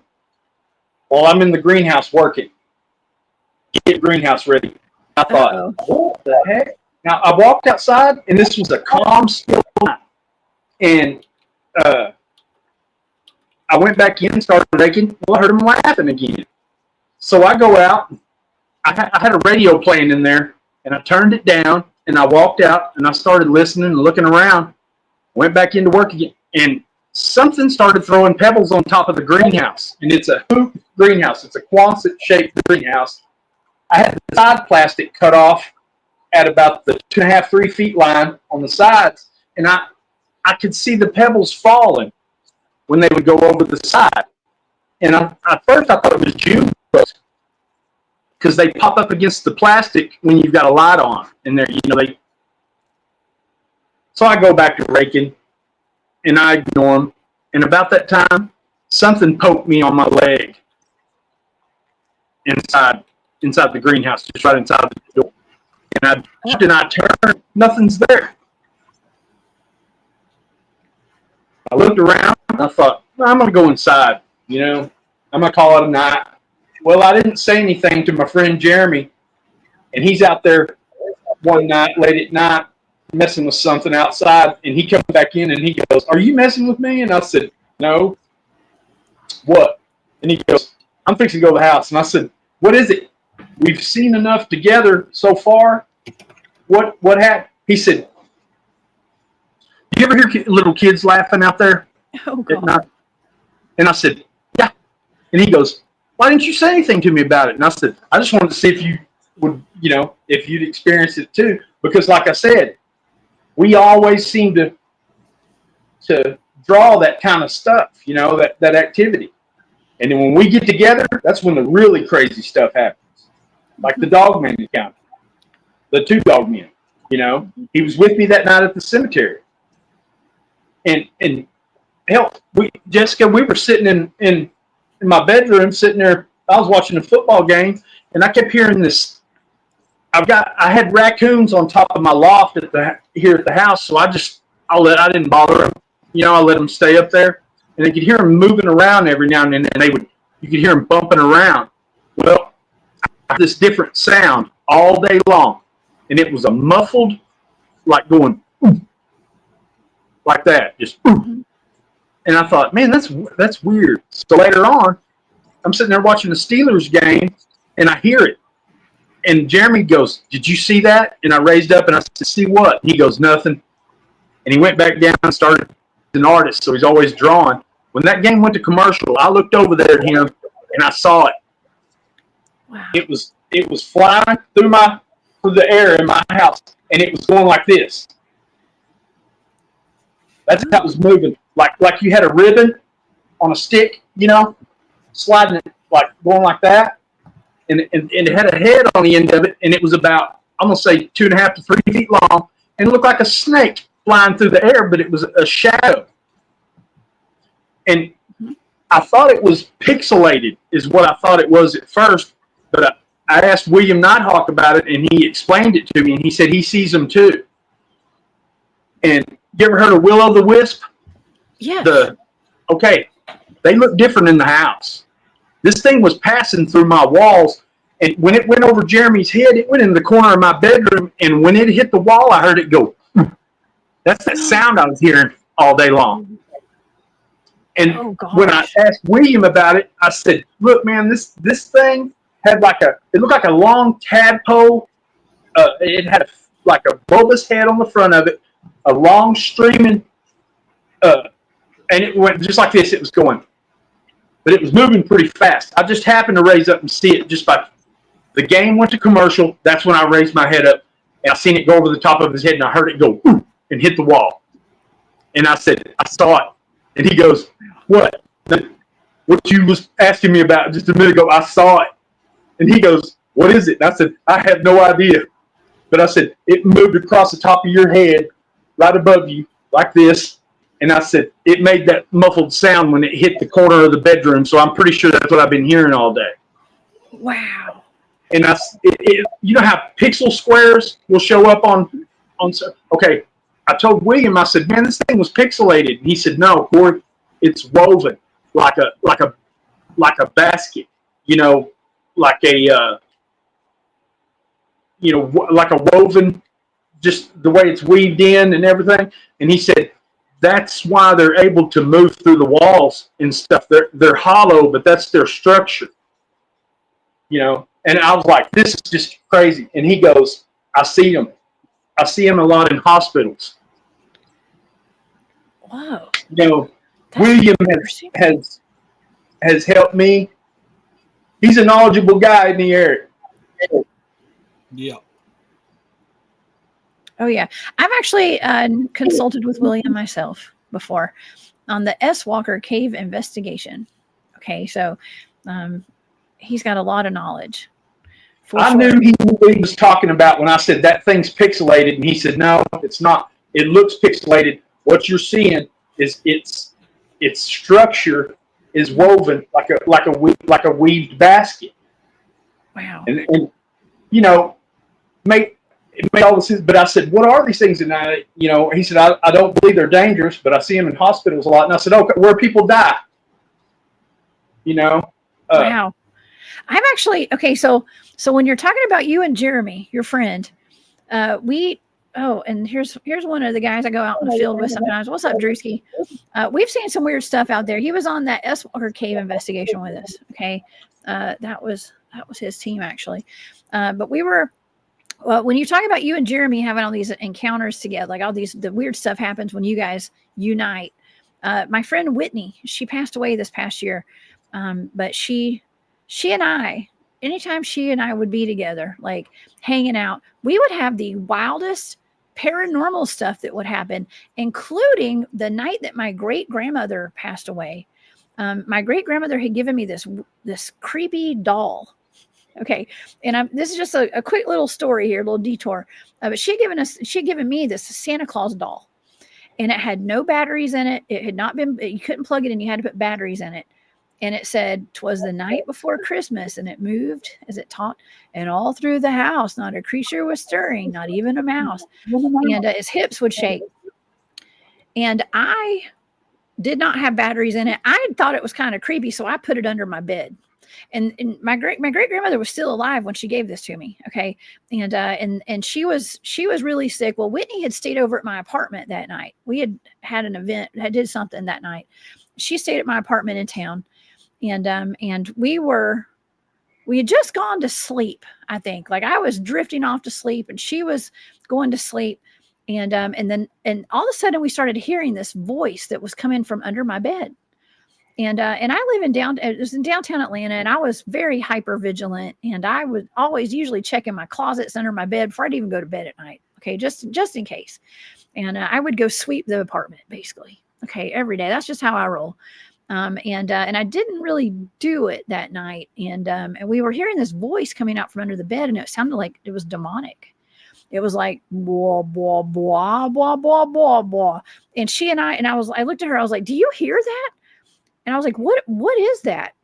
And in our minds, we both were hearing, "Jessica and Whitney, I'm going to get you," but we didn't know, but it was like something, it just kept building in energy, and it kept building and building. It got louder, and it was, and I jumped out of the bed and I started pulling things out from under the bed quickly. I was like, "What is this?" I saw there was nobody down there. And I pulled that Santa Claus out, and it was moving. And it was trying to make noise. And I started pulling it apart, and I looked, and it had no batteries in it. No batteries. And it was still moving, and it was trying to talk. And so we ended up chucking it out of the room, of course. And I think I don't know where I put it. I think I put it in my roommate's room. Okay. I was like, let Melissa take it. Okay. But nonetheless, it was the night, I didn't know at the time, but that was around the time my grandmother had passed away, who had given me that doll. Okay. But it was just stuff like that. And anytime that Whitney was around, we had paranormal activity that would happen. And so it's just something about the energy. It's your energy. And when you combine energy, it's just like that high vibrational energy. I guess I'm not going to say we were always high vibing, but we had a nervous energy about us, probably. That's like the little kids. Yeah. I never said anything to Jeremy because I wanted to see if he experienced it too. And I never said a word to him. And he, gave me in a detailed, he said, "You ever hear little kids out there laughing?" And I said, "Yeah." "Why didn't you tell me?" But, like that with the dogmen, I could have told him what I saw, but I wanted to see his natural reaction, But I told him one day, because we talked to each other terribly because we grew up together. But I said, "You know what I'd do to you if I was a Sasquatch and you were in the woods?" And he goes, and I was going to tell him, "I would grab a snake and run by and throw it on you as I ran by, And I said, "You know what I'd do to you if I was a Sasquatch and I saw you in the woods?" And he goes, "What, throw a snake at me?" Throw a snake at him. Yeah, that's what I was fixing to say that to him. I was going to go. I was getting ready to say I would get a snake and run by and throw it at you as I went by. You know, if I was a Sasquatch, just to mess with you. And he guessed what I was going to say. So. Oh my gosh. Yeah. That's wild. That's wild. We have a pyromedic in the chat is asking, I've never heard what you would see if you remote viewed a cemetery. Have I ever done that?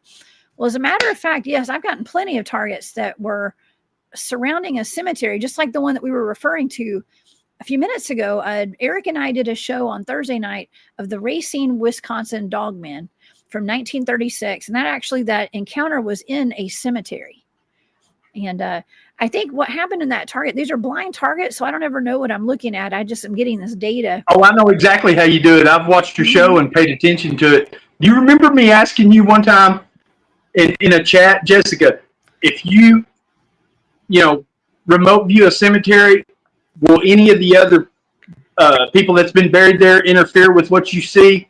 And you told me no. Yeah. I was going to see if you. Yeah. Well, I'd ask you, though, if a cemetery made it difficult. Mm-mm. You know. The reason I asked not really. Well, I remember you said no, it shouldn't. Well, I was going to ask you eventually, one of these days, if you would remote view that cemetery that we had the incident at. Yeah, I could do that. You just got to give me. We need the date and the location, and I'll put it in the pile. I can send it off to my team too, to be a blind target, of course. I've been waiting for 2 years to ask you this. I wanted to talk to you in person. That's wonderful. Yeah, listen, I have a whole list of. I've got a whole bunch of suggested remote. I know you're busy. Yeah, listen. I love it though. It's my favorite hobby to do. But here, as far as being seen by any kind of spirit, or I call them low vibrational entities. Okay, anything that's like on the lower astral kind of anything that I encounter while I'm remote viewing, I have to ignore it. I'm not able to pay attention to it. That's just part of my training. And so it just depends. I have my target. I'm there looking for my target. Okay. And so I have to kind of discount, like keep my blinders on. And I've definitely at times have had I call it consciousness. Okay. But I've had, if you want to call it like beings of some sort, some kind of being, try to interfere or whatever. I just ignore it and I just go straight for my target. Yeah. Like that time that one noticed you? I have had things notice me. I've been told, listen, anytime I'm told to get out or I get a warning, I get out of the session. Yeah. Were you on the moon? Oh, yeah. Well, I get sweaty when I talk about that one, Corey. Okay. I remember. I get nervous. Yeah. That was a rough one. Yeah. That was the one I got a proverbial that would have shook me right there. Yeah, yeah. It was actually the Apollo 11 moon landing was that target. So yeah, I don't like talking about that one. Okay. Say no more. Yeah, but it's all good. It's all good. No, I didn't get a bad feeling when I was remote viewing that. It's just the repercussions from it. You know, we're taught to not remote view the moon and stuff like that. I don't know why. There's certain things that are supposed to be off limits. So there's that. But yeah, I can remote view dogman attacks and cemeteries and reptilian hives and whatever without a problem. Nobody has a problem with that. But you know, when you go to the moon, that's a different story. So you got to be careful. Man, I love when you have Barry Littleton on. He just blows my mind. Barry does. Yeah. Barry's amazing. He's really awesome. He's really. He answers questions that I would like to ask him that I don't even have to ask him. You know, he'll talk about something that's been on my mind, and he'll mention something, and I'll go, "Holy crap!" I've never even asked this guy these questions I want to ask him, and he talks about it eventually. He does. Well, he's actually got a live tomorrow at 3:30 Eastern, y'all. If anybody wants to go check that out, and also I'm going to tell you something that he would love to hear and see, and it's this. Okay, so I have this picture. It's on your YouTube channel. By the way, this is Boondock Mojo's. This is Corey's channel, y'all. Cory, you were talking with Eric this morning about this picture. It's like a vintage picture, and I know Barry would love this. And I wanted to bring this up tonight because you guys were talking about a guy that was taking a picture, and he came and brought like a bucket or some kind of platform and he put it down. Tell the audience about this. It has to do with little people, y'all. This is one of the most famous Native American shamans in Oklahoma history, as far as recorded history. Him and I can't remember the other one's name, but these two guys. He's one of the two guys that would travel to fairs and carnivals and show people his abilities. His name was Billy Washington. He was a Choctaw. He came here from either, I think, Mississippi. And there's stories of him doing some really crazy stuff. But the one that got my attention about him is they said he would put his hands together and open his hands up, and you would see fire come out of his palms and wasps fly out of his palms on fire. What? Yes, that's what Boone. Yes, when he would go to these fairs, that's what people talked about seeing. And I can't remember where I heard this, but someone talked about him. Or I ran across him one day, so I found this picture. This picture was taken in Ardmore, Oklahoma, about an hour east of me, on the Red River. That's where Ardmore is. It's just right there where Tex likes to go to at Brown Springs. Brown Springs. I was going to ask you about Brown Springs tonight too. That's not too far from where you are. Yeah, it's okay. Just probably an hour and 50 minutes. Okay. He went into the photographer and wanted to take a picture of himself, and he said, "Okay, you got to stand there and stand still." And he said, "I need a stool for my little friend, my little helper." And the photographer said, "All right," and brought him the stool. And he goes, "So when's your little helper going to get here?" And he said, "He's here right now." So the guy takes this picture, and when he develops it, this is what he sees standing on the stool next to this guy. And if you look, they're standing the same way. He's sitting there holding Billy Washington is holding his coat right here. Yeah. That thing is doing the same thing. But he said that's his little helper. That is weird. The photographer said no one was ever in that stool when he was taking the picture. It only was in there when he developed it. He said he never saw it. That's wild. This is absolutely wild. So there was nothing there. Jessica, I've done a scan search on it, searched the internet looking for a doll that looked like that. Yeah. Trying to debunk this thing, and I cannot find anything on it. Eric, what do you think about this? What's your thought? So, honestly, it's not uncommon to hear about little people. Little people are talked about in cultures all around the world. Some are seen, some are not. So the possibility of these being picked up only in the camera and not with a naked eye, I can't say that's not possible, because it is. Now, I don't know a whole lot about this picture, so I can't say, yes, this is real, no, this isn't. But I can tell you the possibilities it can be very well true. It's much like the paranormal field. A lot of times you're not going to actually see the entity, but if you snap a picture or you have a video playing, you're going to capture the entity. So this very well could be in the same concept as that. He sent that to me earlier, and I just haven't had a chance to really dig into it because I've been busy with several other projects. But I can't dispute that, and it's not the first time I've heard of a situation very similar to this one here. And the fact that he's native blood, native people talk about the little people all the time. They associate them the same ways you associate the Fae, and a lot of times the Fae are not visible either. So could this be of the Fae race? And he's mimicking, this what's his name, William, Cory, if I remember correctly.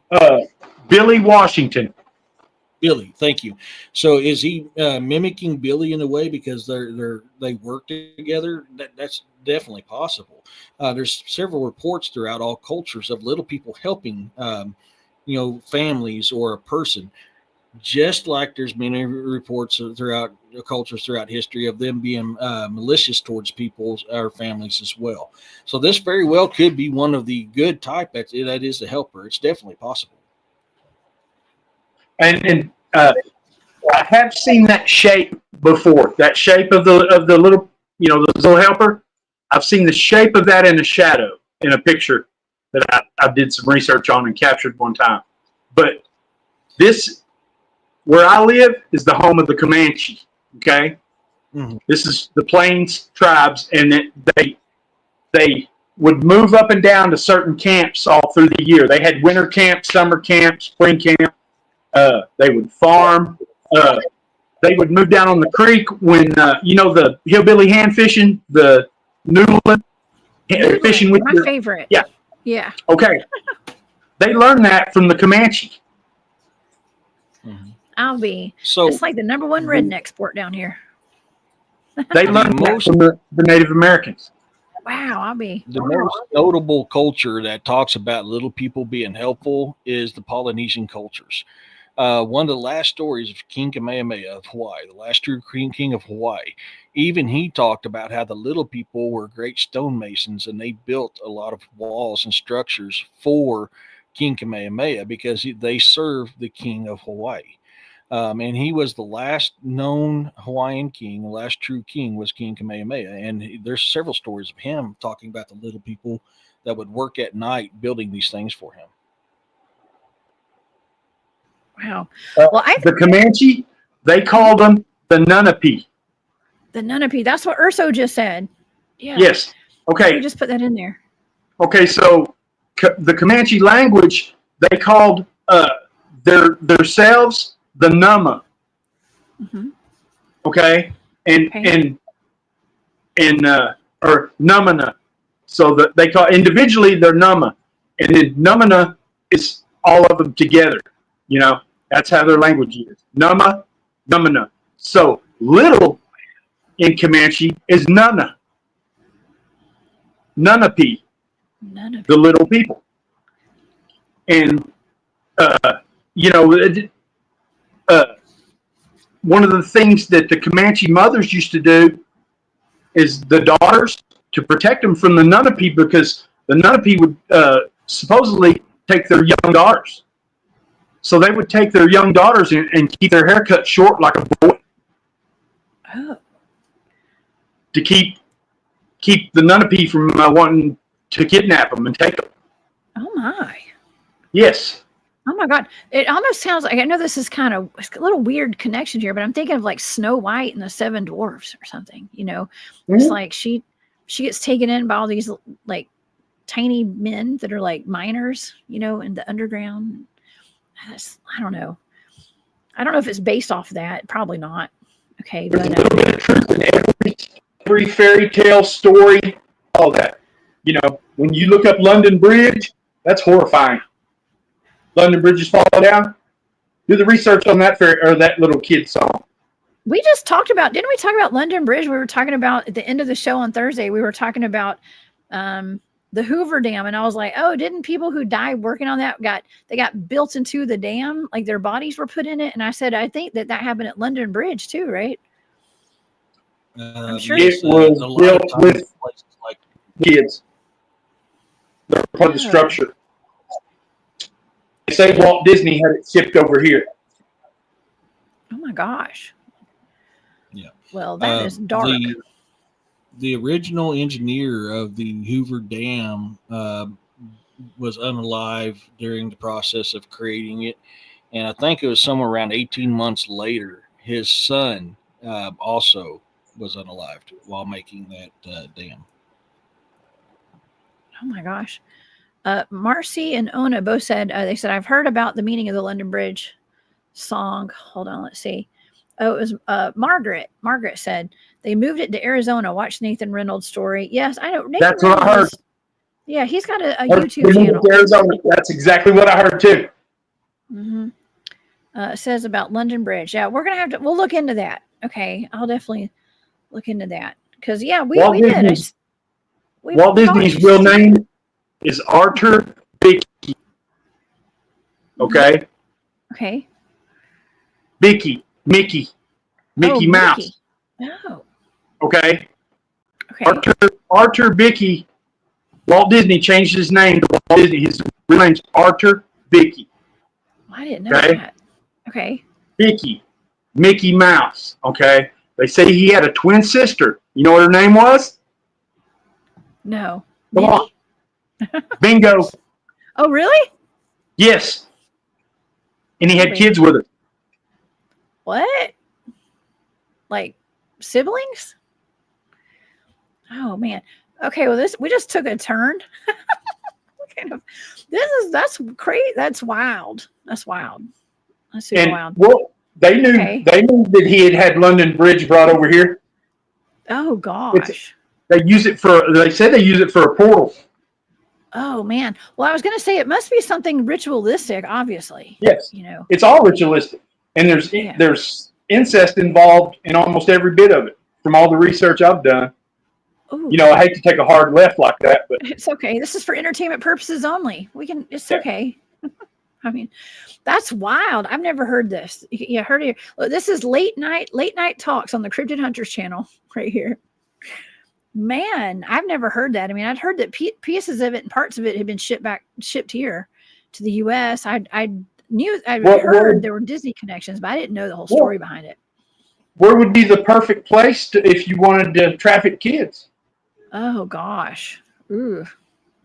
Well, we know that rabbit hole. I've touched on it quite a bit with the deep underground military bases too. I've had some like Daryl James and James Rink with the Super Soldier programs have been here, and we've heard the horrors of what goes on underground. Jessica, I had a good friend who was a retired Army Ranger who told me all about Dulce years ago. Dulce. Oh yeah. Out in New Mexico? Yes. And it was just, hey, it was just a circumstantial situation that I even got told about it. You know, if I hadn't been driving that night through New Mexico while he slept and he hadn't woke up and said, "Where are we?" And I said, "I'm cutting through the corner of New Mexico to take about 30 minutes off our trip," I would have never got told that story by him. Really? Yeah. Oh my gosh. That's the only time I've ever seen fear on that man's face. Really? I mean, this dude was a scary son of a gun. He was built like a Sasquatch. 3 tours in Vietnam, decorated Army Ranger. But he was sent to Dulce for 3 months at one time. And he said on his paperwork, and you could probably back this up, Eric, he's stationed in Europe the whole time he was at Dulce on his paperwork. Yeah, I remember you telling me the story about you guys cruising through Dulce, New Mexico, and what happened. And you can even by you telling the story, you can feel the fear that this man had when he freaked out when he I've never seen fear on the man's face until that time. I've never seen him scared. He reminded me of Billy on Predator, that kind of guy. Mm-hmm. You know, when he says, "Billy, I know you ain't scared of no man," he said, "He ain't no man, Pancho." I bet he saw a lot of things that weren't men down there. Hybrids, human hybrid experiments, and ETs, reptilians. There's all sorts of stuff there. I did kind of a deep dive on Dulce. I've never done any remote viewing there. I'm glad I've never been tasked that as a target. Okay, because that's a lot. I'd probably get kicked out of there. That'd be one of those places that would be. I would be told to get out. I'm pretty sure. I asked him about it again 20 years later, and I said, "Remember that night we were coming back from New Mexico and you said about that?" And he goes, No, I don't.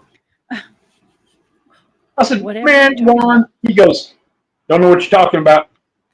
I never said that. I know. Yeah. He remembers. He remembered. Yeah. He just wasn't going to talk about it again. Because if I hadn't drove through New Mexico and he hadn't woke up because he was sleeping, and I hadn't told him that, it's midnight, we're going through New Mexico, and he goes, "Where do you got us?" And I said, "I'm cutting through the corner of New Mexico." I know this road, it'll take about a half hour off our trip back to Oklahoma. Man, you know, Better be glad he didn't get abducted, taken in he for goes, "Have you seen any experimentation. weird?" He goes, "Have you seen any weird lights or anything?" And I said, "No, no." He kept looking around. I said, "What the hell is wrong with you, dude? I've never seen fear on this man's face before until that night." Oh my God. Well, I'm glad that you guys made it out of there in one piece. Hopefully not abducted and put in for experimentation for a little while. I'm That pretty is sure we didn't lose dangerous. any time. So Yeah. Oh my gosh. Well, Leah says, "Do not remote view Dulce." I won't, Leah. Don't worry. Okay. I hope not. I do have parameters for people who task me with targets. I'm like, there's certain things I can't remote view. Okay. And but there's another picture I wanted to show the audience. If you're comfortable showing this tonight, yeah, Cory, that the thing that looks kind of like some kind of lizard being. Okay. the dragon. The dragon. Okay, so a while back, you sent this to me in an email. Hey, I'm gonna let my dog in. Go ahead. I'll be right back. Take your time. Okay, take your time. All right, I'll talk to Eric. Eric, so he sent me this picture, and I thought, man, I don't think it doesn't look like it's AI. It looks pretty legit. I mean, it looks very legit. Okay, it doesn't look like it's AI, but this might be one of the only pictures that's up close of an actual dragon that I've ever seen. If this is a real dragon, what do you think? You saw the picture, right? I showed it before we went live, I think. Yeah, I mean, to me, it looked like a hand drawing, but that fits with a lot of reports of dragons. See, and I talked about this on my show one time. Dragon is a modern term that came about in 1864. Not dragon, I'm sorry, dinosaur. So when we start thinking about dinosaurs, there's air, there's land, there's water. Well, dragons are the same way. With dragons, you have air, land, water, fire. So I believe that this could be possible. I mean, there's enough evidence to suggest that these things are still roaming. Do I think they're in great numbers? No. I think it's just something that pops in every once in a while and then goes back into hibernation or whatever it is. I don't know. But that, if I remember right, that picture looked like it might be possibly a land dragon. I was trying to remember off the top of my head.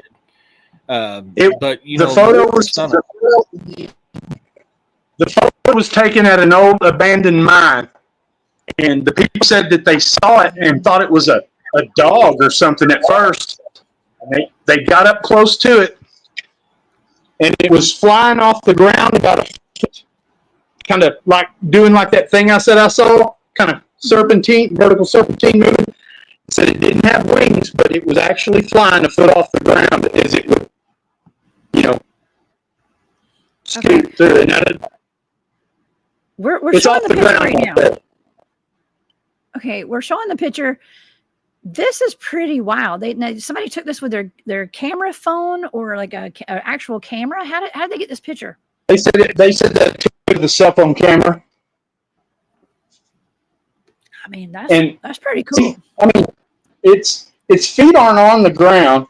You could see it's up off the ground, and they said it didn't have wings, but it was floating somehow. So I started researching dragons, and they talk about them using the ether.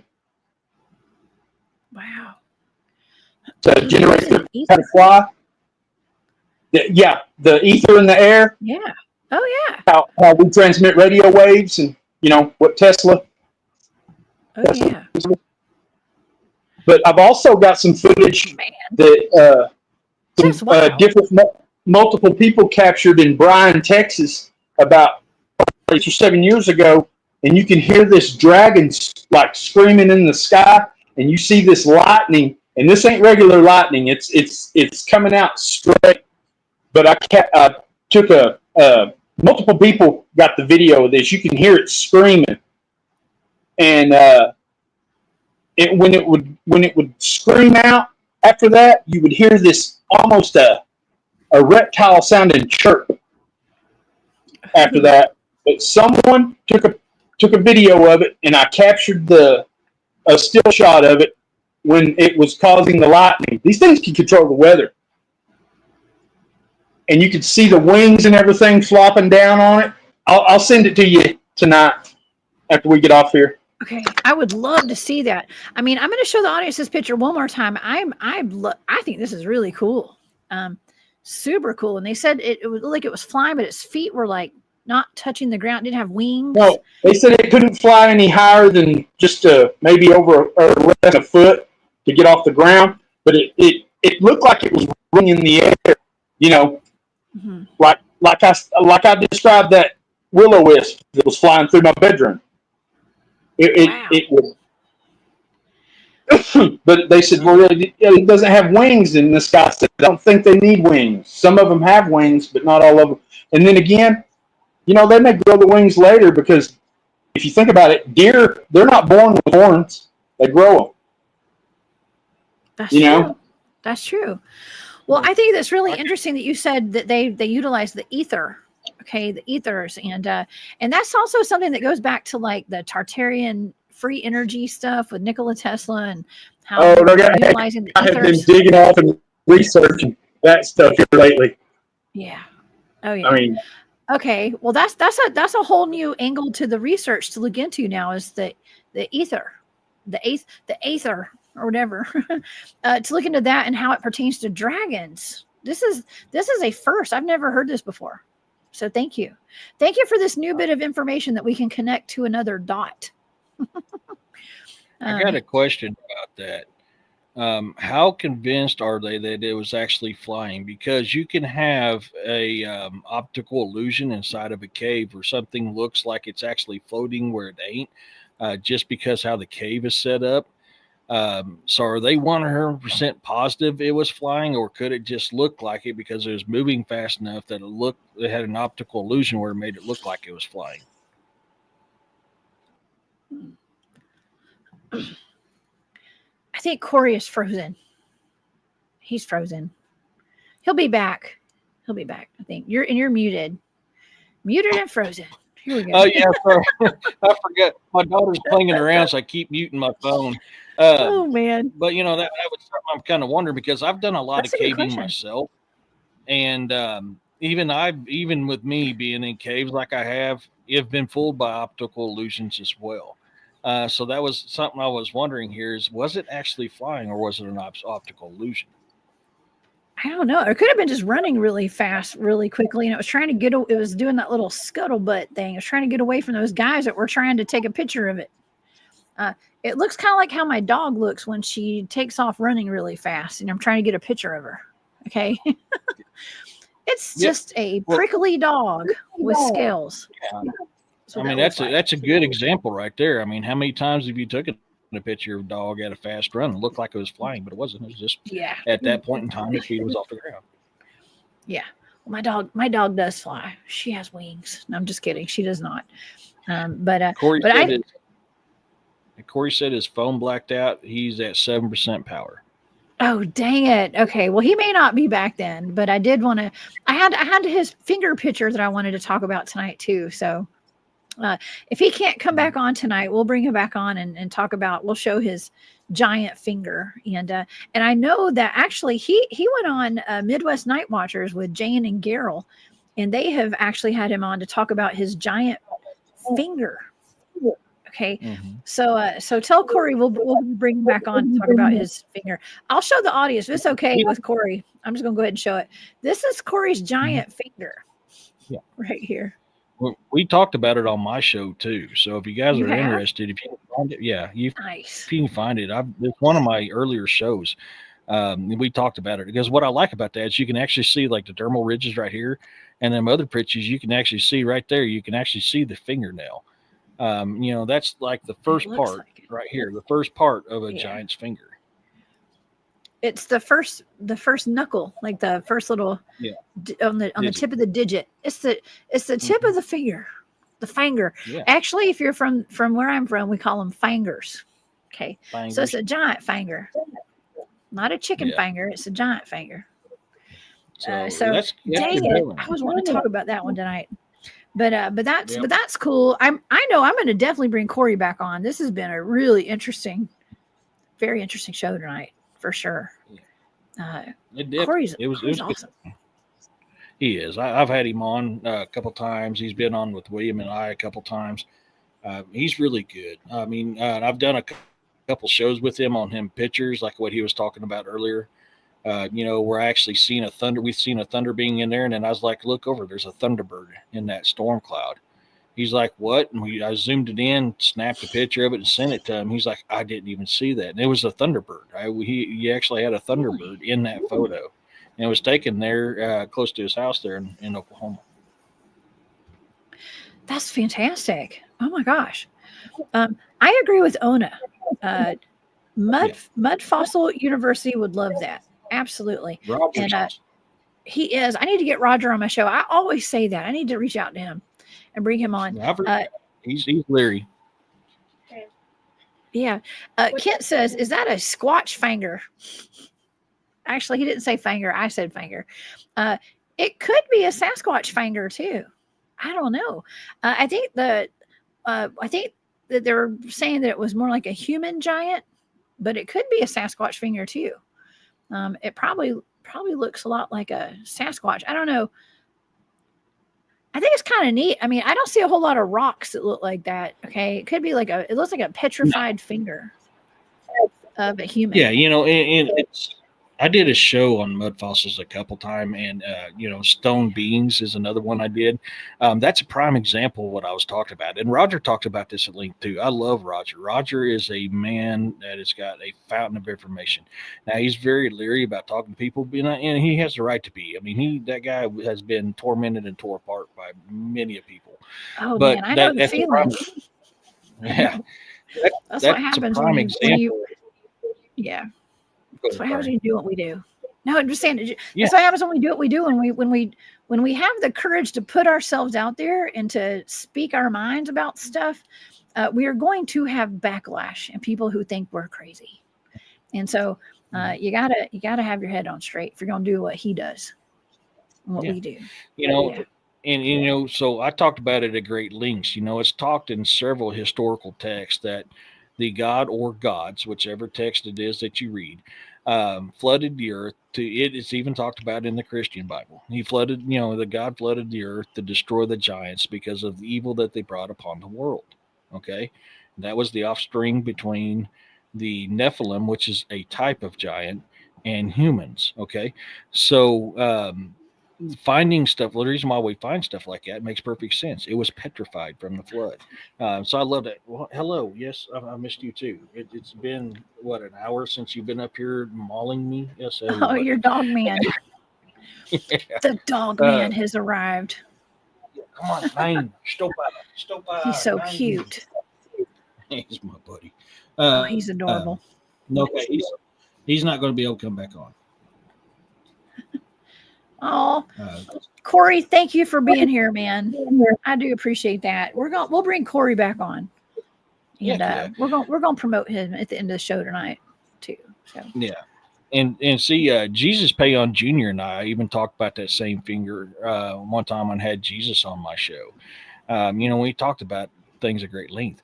There's I've showed you, and I've showed Jesus and other people the petrified remains of Kukulkan that's found here in the United States. You can actually see from Google's Earth, and a lot of these other dragons is found around the world.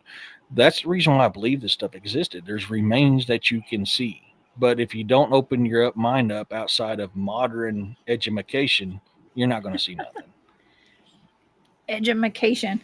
That's where I went to school to learn how to say finger too. Okay, so got a good education. I actually have a degree in English literature, and I still say fingers. Okay. I got a degree in hillbilly. I know. Hey, I've learned to embrace my heritage. Okay, and where I grew up, and instead of running from it, embrace it. Okay. Mm-hmm. Yeah, that's all right. I like being different. Mm-hmm. This is an interesting question. Yeah, Leah says, was the finger bit off? I don't know. What does the bottom of it look like? Actually, let's look at it. I mean, we'll have to look. I think you can see the bottom. It looks kind of smooth. Yeah, I'd say it was probably either broke off or something through time because of erosion and stuff. I don't recall him actually sending me a picture of the bottom. I'd have to go through all the pictures that he sent me But I mean, look, you can even see the wrinkles in the skin on that picture right there. You see that? Look at them wrinkles. You can see the wrinkles, just like the wrinkles on the skin of your finger. You're seeing them same wrinkles on that right there. Yeah, that's the tip of a giant. People forget there's many types of giants. People classify them as Nephilim. Nephilim was one type. There was giants known as, oh, Firewater, you're awesome. There's there's stories even in biblical texts that talk about cloud eaters. Cloud eaters were miles and miles tall. Now, judging by the size of that finger there, I would put that beast there about 30 or 40 foot tall. Oh yeah, it's got to be huge. I mean, he's got his. Okay, listen. I always refer back to this story where I literally ran into Shaquille O'Neal one day. Okay, and I will never. Okay, I literally ran into him in downtown Atlanta. I wasn't paying attention. I was walking. I was looking down at my phone. And I was on my lunch break, walking back to my building where I worked, and he stepped off his tour bus at the Ritz-Carlton, downtown Atlanta, and I just plowed right into him. And I looked up and I thought I'd hit a brick wall, and it was Shaq. And I said, "Oh," I said a cuss word, and I said, "Shaq." And I looked up and I was like, "I'm so sorry." I was so embarrassed. He was like, "Man, I'm sorry." I was like, "No, I'm sorry." And he put his hands up, and I have never seen hands that big in my entire life, Eric. He had the biggest hands I've ever seen. Not only was he one of the biggest people I've ever met in my life, he had the biggest hands. And you know what? And I look back and I'm like, everything that any person I've ever met, any weird thing that's ever happened to me, like it all comes back, and like I've been able to talk about these things and like connect it to like giants today and stuff. Like it's almost like I was meant to run into him when I was younger, so I could talk about, like, have something like a reference to talk about giants today and stuff. It's weird. That's how life works. Okay. But he had the biggest hand. Now his fingers were not as big as that one that we just showed. Nowhere near it. Okay. But he had huge fingers, huge hands, everything. It was like 10 times the size of a normal hand, y'all. I mean, it's that big. It was really big. Firewater, thank you for the chicken fingers and tater logs super sticker. I appreciate that. Thank you for your support. I love you. I was at back in August of '99. I was at the KC airport heading to San Diego to go to boot camp, and I ran into George Foreman. I still have his autograph in one of my Bibles. I still have his grill. I'm just kidding. Yeah, I never bought his grill, but that man had frying pan sized hands.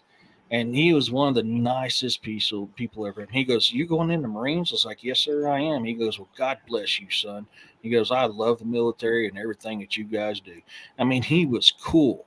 I was like, "Dude, I hate to bug you, but is there any way I can get an autograph from him?" He goes, "For a Marine, hell yes."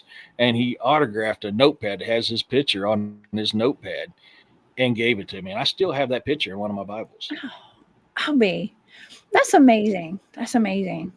Yeah.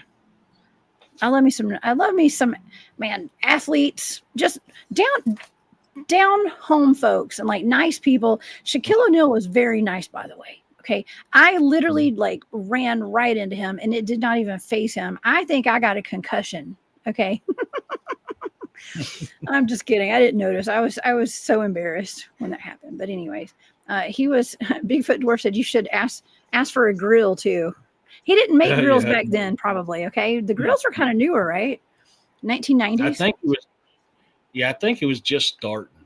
I remember I bumped into Joe Montana on Waikiki Beach at Kaneohe Bay, Hawaii, or on the island of Oahu in Hawaii one time. And I won't say what we were looking at, but we were looking at the same thing and literally bumped into him. And I looked up and said, "Sir, I'm sorry." I was like, "Oh crap, Mr. Montana." I was like, "Dude, I am so sorry." He's like, "I was looking at the same thing, man." And this is back when he used to with a bikini. I bet it had something to do with the bikini. I'm just gonna say a topless beach. Okay. Yeah. So, and this is back when they still had Pro Bowls in Hawaii, which I partied with a lot of Pro Bowlers when I was in Hawaii, and so we used to have a lot of fun, man. I've met a lot of famous people. I've drank orange juice and sat on the bus with Garth Brooks. I've seen the Beavis and Butthead bus that was touring America. I've ran into AC/DC, David Allen Cole. I mean, the list goes on of famous people I've met. That's here in the United States and in here in mainland and in Hawaii and across the world. I helped train Bruce Willis on the gun systems for the movie Tears of the Sun because that was formed there at Oahu. So I was the one that trained him on the machine gun system for the movie Tears of the Sun. So very it's cool. amazing. Yeah, it's amazing what That's you can awesome. find and how many people were actually cool. Now I've met some a-holes. Don't get me wrong. I've met some a-holes that were popular. David Copperfield. but but there are a lot of them are pretty cool people to meet.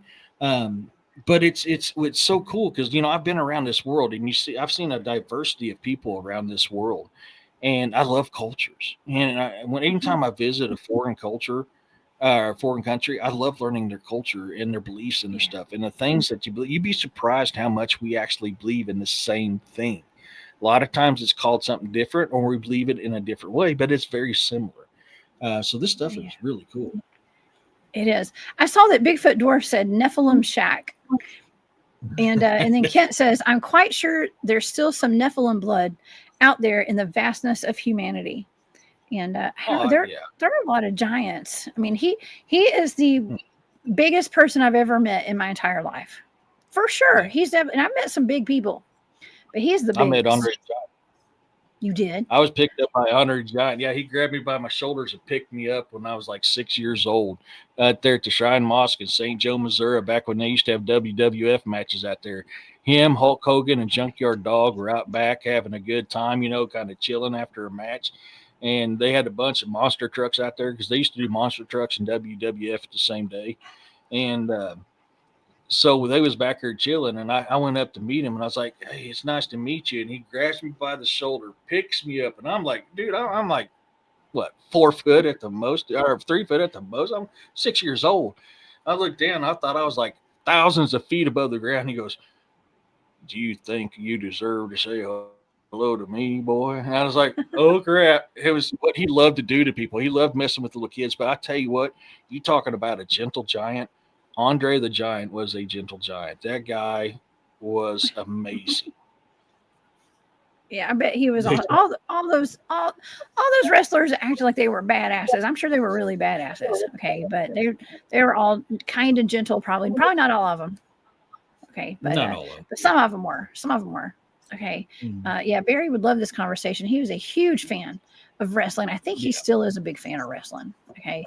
And he always refers to me. I told him, I was like, I used to hang out with the big boss man when I was a kid over at my cousin's house. He was friends with my uncle. And so he always brings up Cobb County, Georgia, because that's where he was from. And yes, I played G.I. Joes with the big boss man, y'all. I did. Okay. When I was a kid with my cousin. But Carrie Ann, yes, she's talking about Roger from Mud Fossil University could qualify it. Yes, I think that would be a great play. I mean, Cory actually had the finger in he had it in his possession. He was going to show it to you guys tonight and hold it up for the camera. He showed us right before we went live tonight. So I want to know the story behind it. Like, where did he find that finger? Do you remember where he found it? That was a friend of his that found it, and it was found there in Oklahoma. It was found in Oklahoma. Just like 2 fingers? Because there's 2 of them, right? That's what I there's 2 of them. And he's also found what looked like a smashed foot that was under a big rock that was flattened and was kind of large. He's found a lot of really cool. Him and his buddy has found a lot of cool stuff out there. I've actually got a rock. I don't pick up stuff out of the woods very often unless I know something tells me I need to, and I've actually got one down here that looks like it's got layers of meat and fat in it. So you find this stuff all the time. Yeah, it's watch out, my boys. They say that, like, okay, so I actually heard somebody say, like, don't eat Himalayan salt anymore. Okay, It looks like that was like a fat globule. Yeah, I've got this is a smaller one. The smaller one of 2. The other one looks like a jawbone, like a petrified jawbone that's huge and heavy. But you can see where it's kind of like you wet this down and it turns red just like fat. But I mean, that's what it looks like. It looks like a piece of meat. Yeah, you know what? They say that Himalayan salt is actually the fat and the muscle of giants. titans. Mhm. And like we're just eating it. It's like and it's like human giants. So it's like we're cannibalizing them basically by salting our food with it and stuff. So I don't know. I mean, I have Himalayan salt here. I've used it, but I was told recently, I follow this guy on Instagram and he's like a health guy. He's like, do not eat Himalayan salt. This is for entertainment purposes only, y'all. But it has metals in it and stuff, like a lot of toxic metals. And there's like we all need to be salting our food. That's what this guy said. Okay. And I'm no doctor. I'm not making any advice, but the Himalayan salt is weird to me because I have Himalayan salt lamps like all around my room right here. You can't see them. They're somewhere. They're behind the camera. But I love Himalayan salt lamps. They make your room feel so comfortable and so chill. But it's probably the insides of a giant.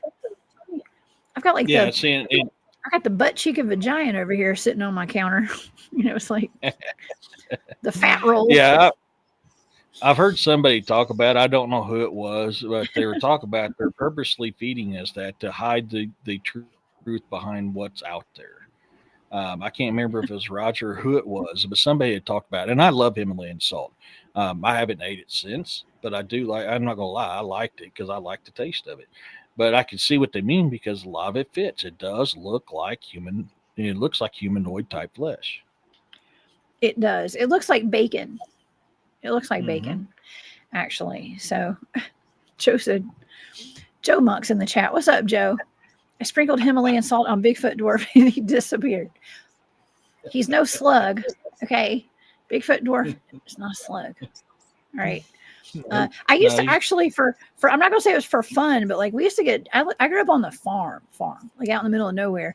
And at night we would get slugs would like come up like on the porch sometimes and like, just like cling to something like a bird feeder or like the temperature gauge or something, or like be on the back porch. And I would go get the big thing of salt and I would like pour it and watch it just shrink. It would just disappear. They would just disappear. That was one of my favorite pastimes as a kid. Yeah. Let's go get some slugs.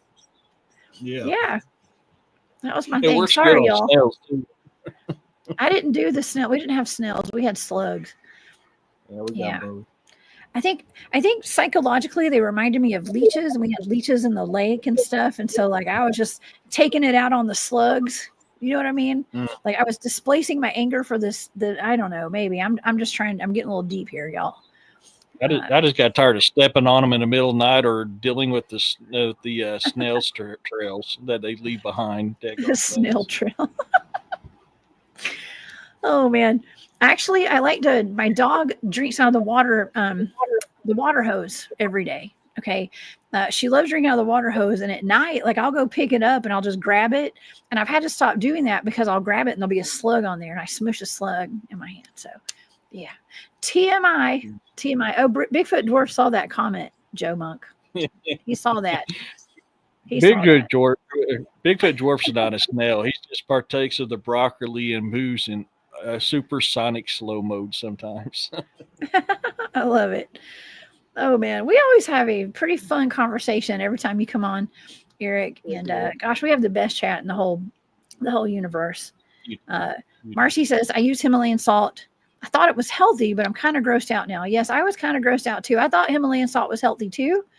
But we just got to be careful. I think, Carl, I'm not evil for salting slugs. They're slugs, okay? But yeah, we need to be really careful about how much, I don't know how we can check for like metals and stuff in our food, but they say there's a lot in the Himalayan salt. And it's also probably from giant humans.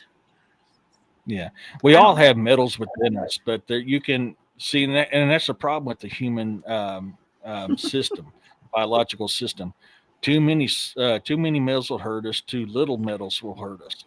You got to keep the right amount of metals. But salt is actually good for you, but it's sea salt. You need real, actual sea salt, and that's what a lot of people don't consider because they don't look at it the way they're supposed to. So when you're talking about using salts, it's supposed to be the actual sea salts that you use. Okay. Yeah. Well, I don't know. Everybody looks at their Himalayan salt lamps differently now, I'm sure. And I have white ones and pink ones. So I got the white meat and the red meat. Mm-hmm. I'm just saying. Yeah. Back up. But when you think about it, but here's the thing: like, there's so many rock lamps and stuff. Like, there must be a lot of dead giants. If that truly is from the bodies of dead giants or petrified giants, that's a lot of giants. I mean, that takes up a lot of ground. Yeah, I've done a show. One of my earlier shows was called Stone Giants, and it was based off of that fact. And you can go all over the world. And it's not just humanoid stone giants. There's animal stone giants as well. Snakes, tigers, gorillas, elephants. I mean, the list goes on. It's not just humans, folks. It's animals too, because you got to think at one time the oxygen was way more pure than it was now, which would produce larger things. There's giant trees. There's giant everything, and that's because the oxygen content at that time was at a very high and pure level. So they could maintain that type of creature here on this planet. Just mainstream media will tell you something different. Yeah. Yes. Take it easy. So Marcy uses Mediterranean salt, like white salt. And let's see. And Firewater uses Celtic sea salt. I guess those are the better ones. I need to switch up to a better salt. So whatever is the best salt, y'all let us know.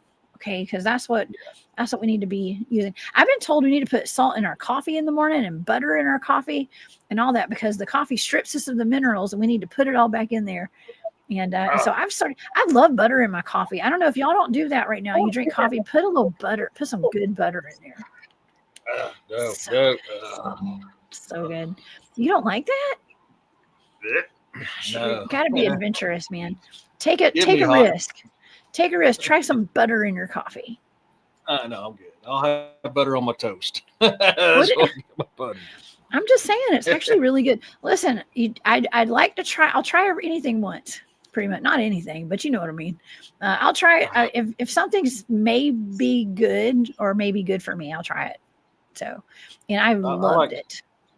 Yeah. I like salt on my food. I like salt in my caramel, but in my coffee, no. No. Okay. Well, I highly recommend it, y'all. I highly recommend it. If you're drinking coffee, salt, Griff says salt cuts the acidity in food. Yeah, that's good. Yeah. I guess it cuts the acidity in coffee. Mm-hmm. Yeah, salt has a lot of minerals that your body needs too. Yeah, it does. Okay.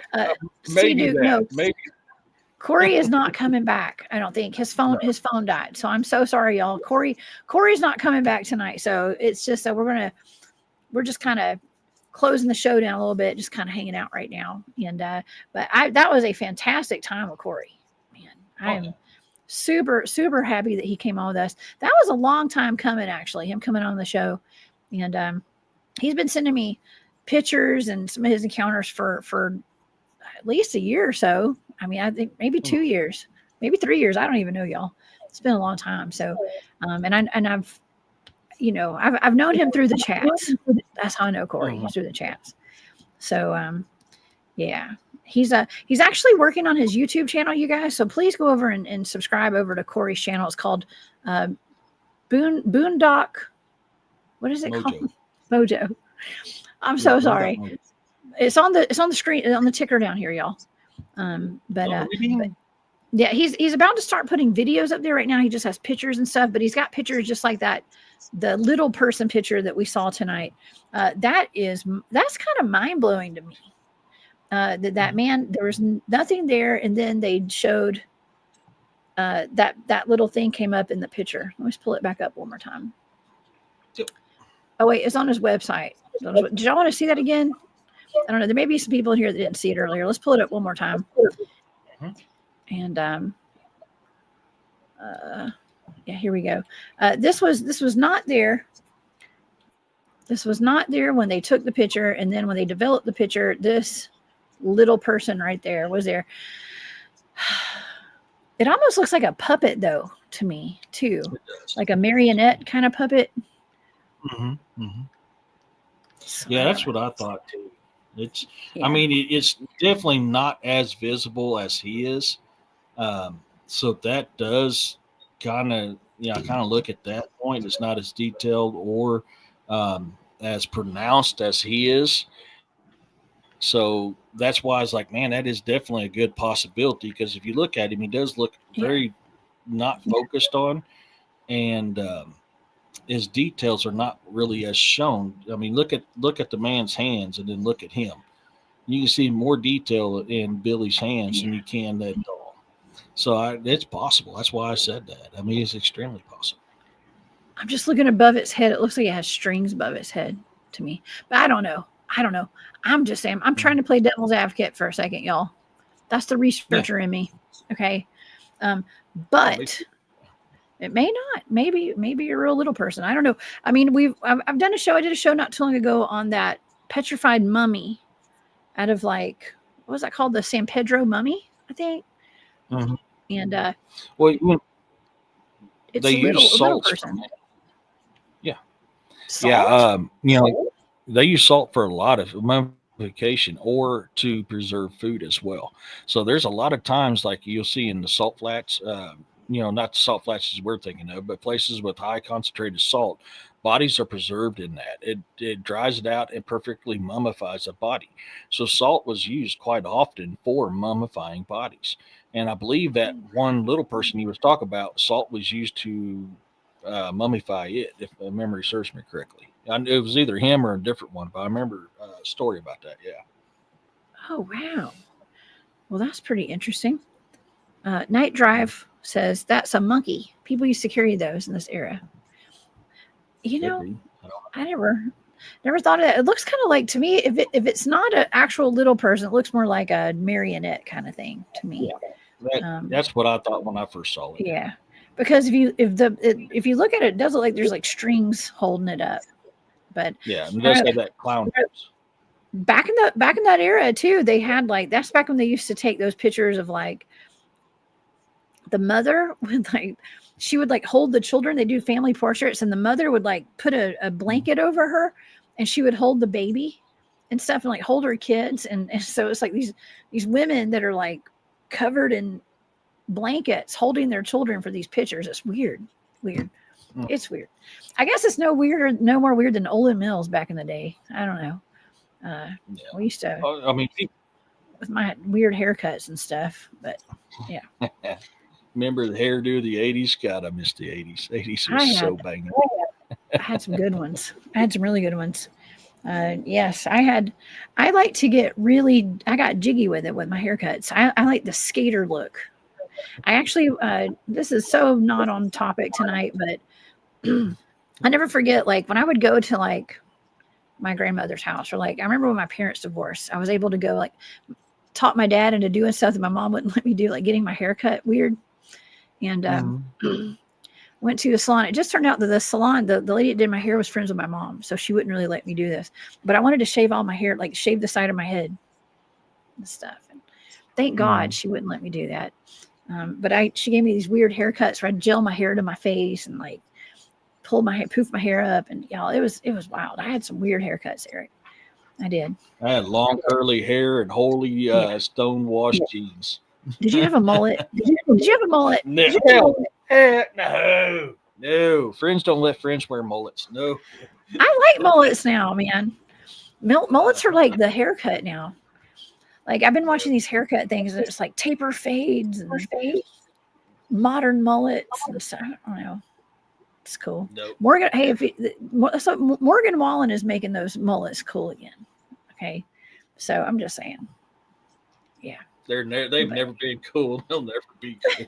I'm sorry. Okay. I did business in the front, party in the back. Yeah. Look, down here in Georgia and Alabama, everybody's got mullets. There's still a lot of mullets.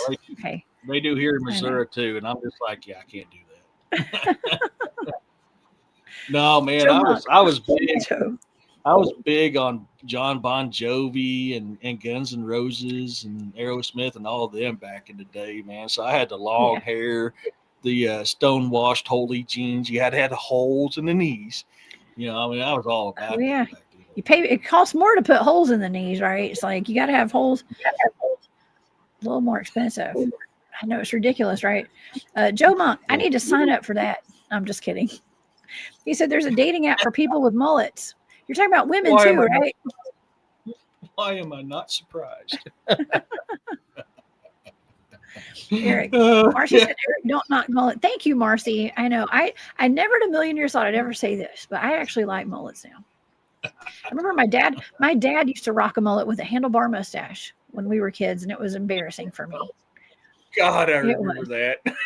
And he would wear his I have a picture of my dad, y'all. Okay, this is a tidbit. Shout out to my dad. Okay, my dad is awesome. But I have a picture of him in his peak mullet days where he had a long, it was the wind was blowing and he had a long mullet and his hair was curly and it was short in the back and he had like his hair like styled in the front. And he has on a Crystal Gill t-shirt with his t-shirt tucked in with a belt and his like bell-bottom pants. And he's smoking a cigarette. He's got a cigarette hanging out of his mouth. And the breeze was blowing. And he's looking off into the distance. And I have a picture of him looking like that to this day. Shout out to my dad, man. It's beautiful. Yeah, it's beautiful. It's my favorite picture of him, actually. Yeah, from back in the day. Peak mullet. I just couldn't. I had the long, wavy, curly hair that just flowed with me when I run in the wind, you know. Ha ha. Yeah. No, I come up like a big afro, but y'all, my audience knows. Well, my audience knows I used to drive race cars, right? And so my dad we all looked the part when we were kids, driving race cars and stuff. And so my dad would take us and work on our cars with his mullet, with a cigarette hanging out of his mouth and all that. It was peak mullet, y'all. Peak mullet years back in the early 1990s. Okay. So anyways, I'm telling the audience a little too much about myself tonight. My dad gets a kick out of it though. I'm sure he'd appreciate me telling everybody. So hey, what's sad is I'm picturing it because I remember that style. It's so vividly. So I'm literally picturing it as you're talking about it. It's like, oh yeah, I remember them days. Oh man. Crystal Gill t-shirt and everything. You know who else wore a Crystal Gill t-shirt? I think it was on Talladega Nights. Didn't the guy, like the dad, have on a Crystal Gill t-shirt or something? I'm pretty sure. Yeah. I don't know. My dad had the original. Okay. Maybe they based that character off my dad. And it was Will Ferrell's dad, actually. So anyways, life, art imitates life when you grow up in the South and you watch Talladega Nights. Yeah. But anyways, man, this has been a fun show tonight. This has been really awesome. I think I need to bring Cory back on and talk about the finger and we'll cover some other stuff because there's a lot to discuss. So Eric, thank you for co-hosting with me tonight. You're welcome. Thank you for having me. Of course. Well, we had a great show on Thursday. If you guys missed our show on Thursday with the Racine, Wisconsin Dogman, y'all please go back and watch that. It was definitely worth the watch for sure. So yeah. And I know you're tired. This is your third live show today, Eric. It is, yeah. It's and I've got to get. I got to work a little late because I got to get tomorrow's show set up as well. I've got my a good brother of mine and his team that do paranormal investigations in Kansas, and so I have them coming on with me tomorrow night. On top of that, they just invited me to go do a paranormal investigation at the Sally House and the Machiavelli House, June 6th. Oh God. No, that's scary, Eric. It sounds awesome. It's awesome for you, but please be careful. There is definitely demonic stuff in those homes. So I'm like, I'm going with that. I'm definitely going. It's just like, okay, I'm going to have to add some more protection to me though, because we're dealing with more than just paranormal in them homes. Okay, is the Sally House, is that the same one where the Ghost Adventures went and they did two episodes there at least, or maybe it wasn't Ghost Adventures, it was somebody, but there was like a doll they called Sally. Was it a doll or a little girl? Turned out to be a demon? That's it. Oh, jeez. Yeah, so I'm going to get to go to that. I'll stick to chasing dogmen, man. I'd rather do that, I think. But I'll chase them all, man. Yeah. Oh my gosh. Well, be safe doing that and get your evidence and stuff and come back and report on it. Yeah. Oh, I will.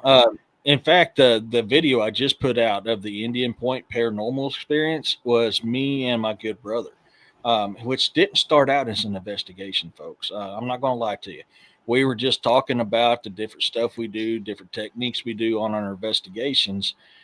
So I had the EVP app going, and we started getting hits. Well, it was just kind of like an impromptu investigation. And what happened there that night while I was asleep will blow your mind. And I didn't even show you a quarter of the evidence of the stuff I caught when I was asleep and had my cameras going. Oh, I saw that video with you sleeping.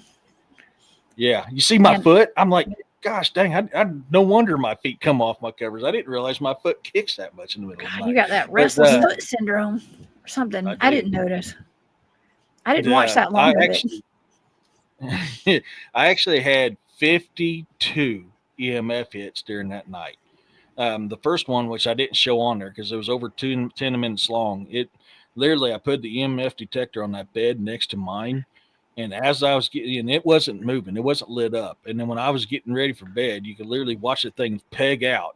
And for like 10 and a half minutes while I was getting ready for bed, this thing was straight pegged out like something was sitting on the bed watching me get ready for bed. I saw that part. Yeah. I saw that part. I don't know if I have the courage to like put a camera facing me while I sleep in my own home, because that's just creep factor on a million right there. Not knowing. I mean, knowing that as many times as I've woken up and had something in my room, you know what I mean? I don't know if I'm prepared for all that. I do want to say firewater. I used to race quarter midgets. That's what I used to race when I was a kid. My brother and my sister and I, all three raced quarter midgets.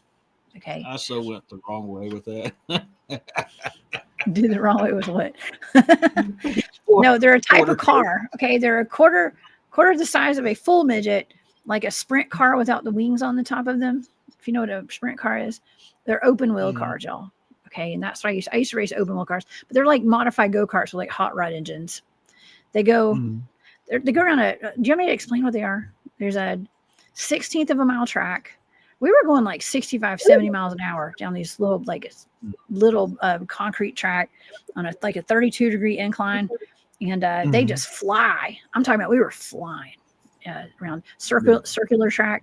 And some of the best days of my childhood right there. It was fun. Yeah. Amber Sikora, I've actually been tempted to that. You're absolutely right. Dowsing rods are extremely effective, not just for finding water, and not just for finding portals, but also for finding paranormal activities too. I've known people has used them in the past. I've never used them, but you're right. They are effective for finding that stuff. Yes. Mm-hmm. Yes, I use dowsing rods too. We take dowsing rods out in the field when we're doing our cryptid investigations and stuff. And you can find all sorts of stuff. You know, the first person that ever taught me how to use dowsing rods, they weren't rods. It was like a stick, like a forked stick, was my dad, of all people. That's how they used to find water, like places where water sources where you could, put a well or whatever. That's how they used to find them, was with their dowsing rod. They're forked sticks. Yeah. Yep. And so, my dad was doing that a long time ago. Yeah. So they also are called witching rods. That's another name for dowsing rods. It's witching rods. But yes, they're extremely effective. Yeah, without a doubt. I had a brain fart. But yeah, no, it's really I love, I love all that stuff. And honestly, the only reason why I recorded myself that night, because when I got up early that day, I had a feeling that I needed to record while I slept that night. Well, then we end up having that paranormal experience. And, my good buddy, San Loco, goes, dude, you need to record yourself tonight. He goes, I got a feeling you need to. And I said, that's so weird, because I was literally thinking that early today. That is the first and only time that I have ever recorded myself sleeping at night. And I say it was effective. It was effective. Yeah. The amount of stuff I caught was very effective. Yes, Moondog. We gave y'all the finger. Just kidding. We gave the audience the finger tonight. I'm just kidding. That was a bad joke. We did a fun show. I love the big finger too. That was interesting. It's the finger, actually. Finger. The finger. Okay. Oh man, Cory gave us the finger tonight with that. Yeah, just kidding. That's so funny. Cory's awesome, man. That was really cool. And I like the finger too. I actually like I like all the things that he showed us tonight, but the dragon was my favorite, I think. That picture of what looks like a dragon was definitely my favorite. Yeah, I think that would be something cool to like really send to somebody that like can really break a picture down. Do you know what I mean? And like figure out, like clean it up a little bit, and like it just, that's a good picture. If that's a real dragon, that's really good. The dragons are awakening. What are you laughing at? Yeah. I'm getting a kick out of Julia. Hashtag pull my finger. So I had to do the hashtag pull my finger. I see it. Yes. I love this chat. I mean, these guys are awesome. Chat. We do. Yeah. We do. I don't know about this chat, but I'm getting sleepy. I had to get back on a different schedule since my kids been in school. And so I'm not, we won't keep y'all here all night. I know. So for some of y'all, it's already morning. Yeah. Yeah. And I don't have to work Monday because of the holiday. So I'm like, sweet. So, oh, I know, right? I know. We've got Monday off too. We do have Labor Day on Monday here.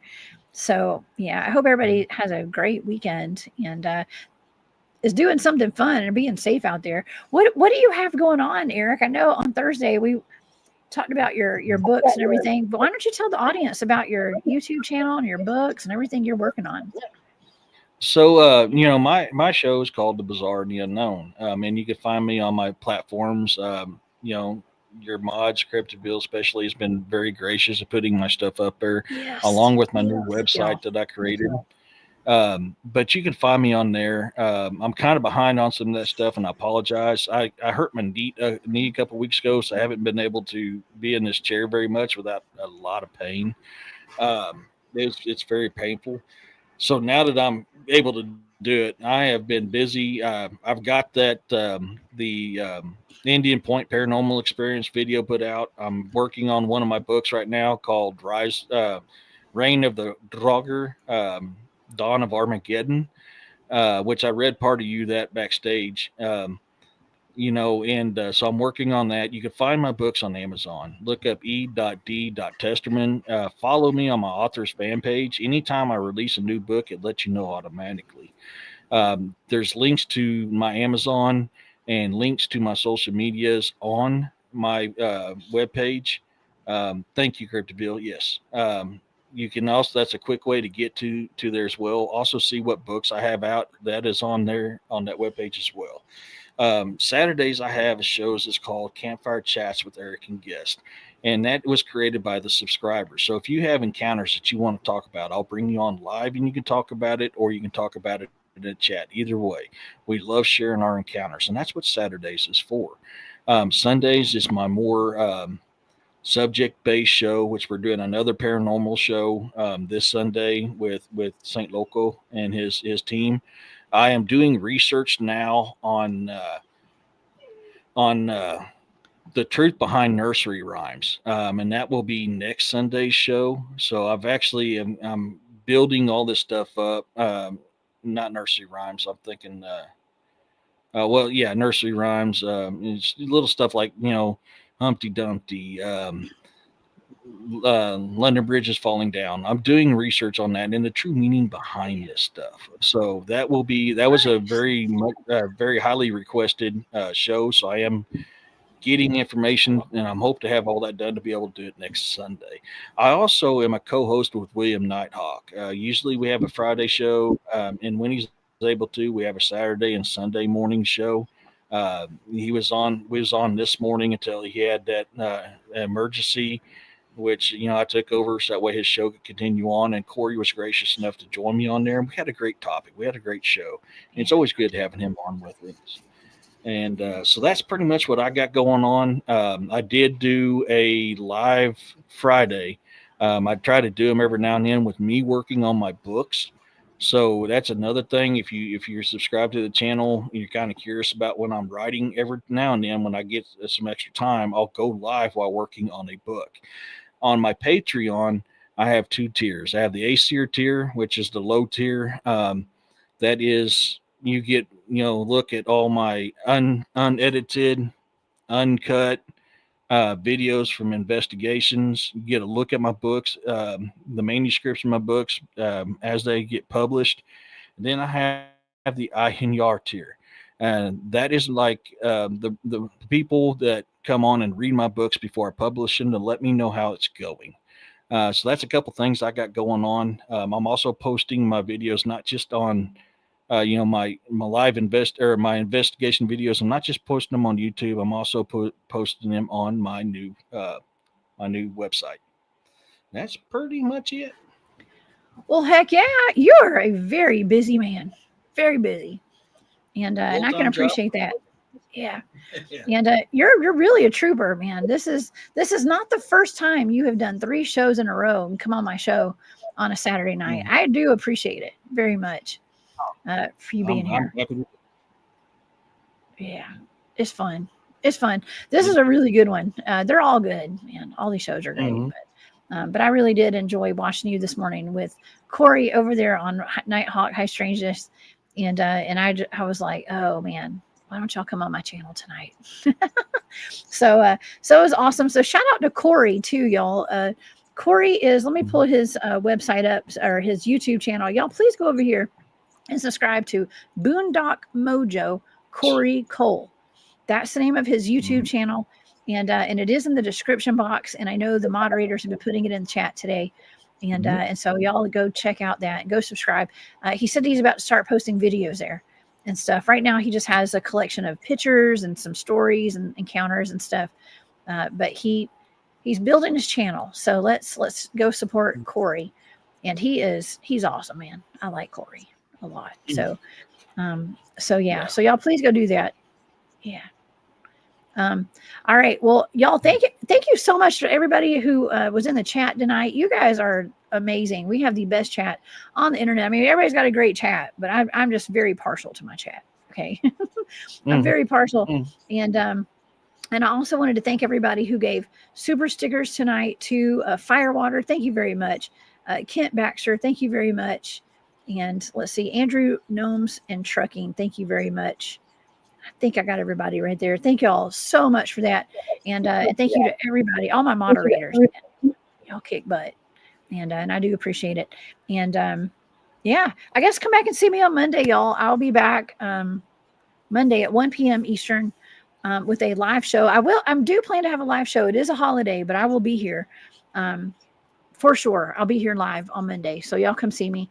If you're not out on the lake enjoying the day or whatever and barbecuing, not everybody has a holiday because I think it's just an American thing. Okay. So I will be here. Okay.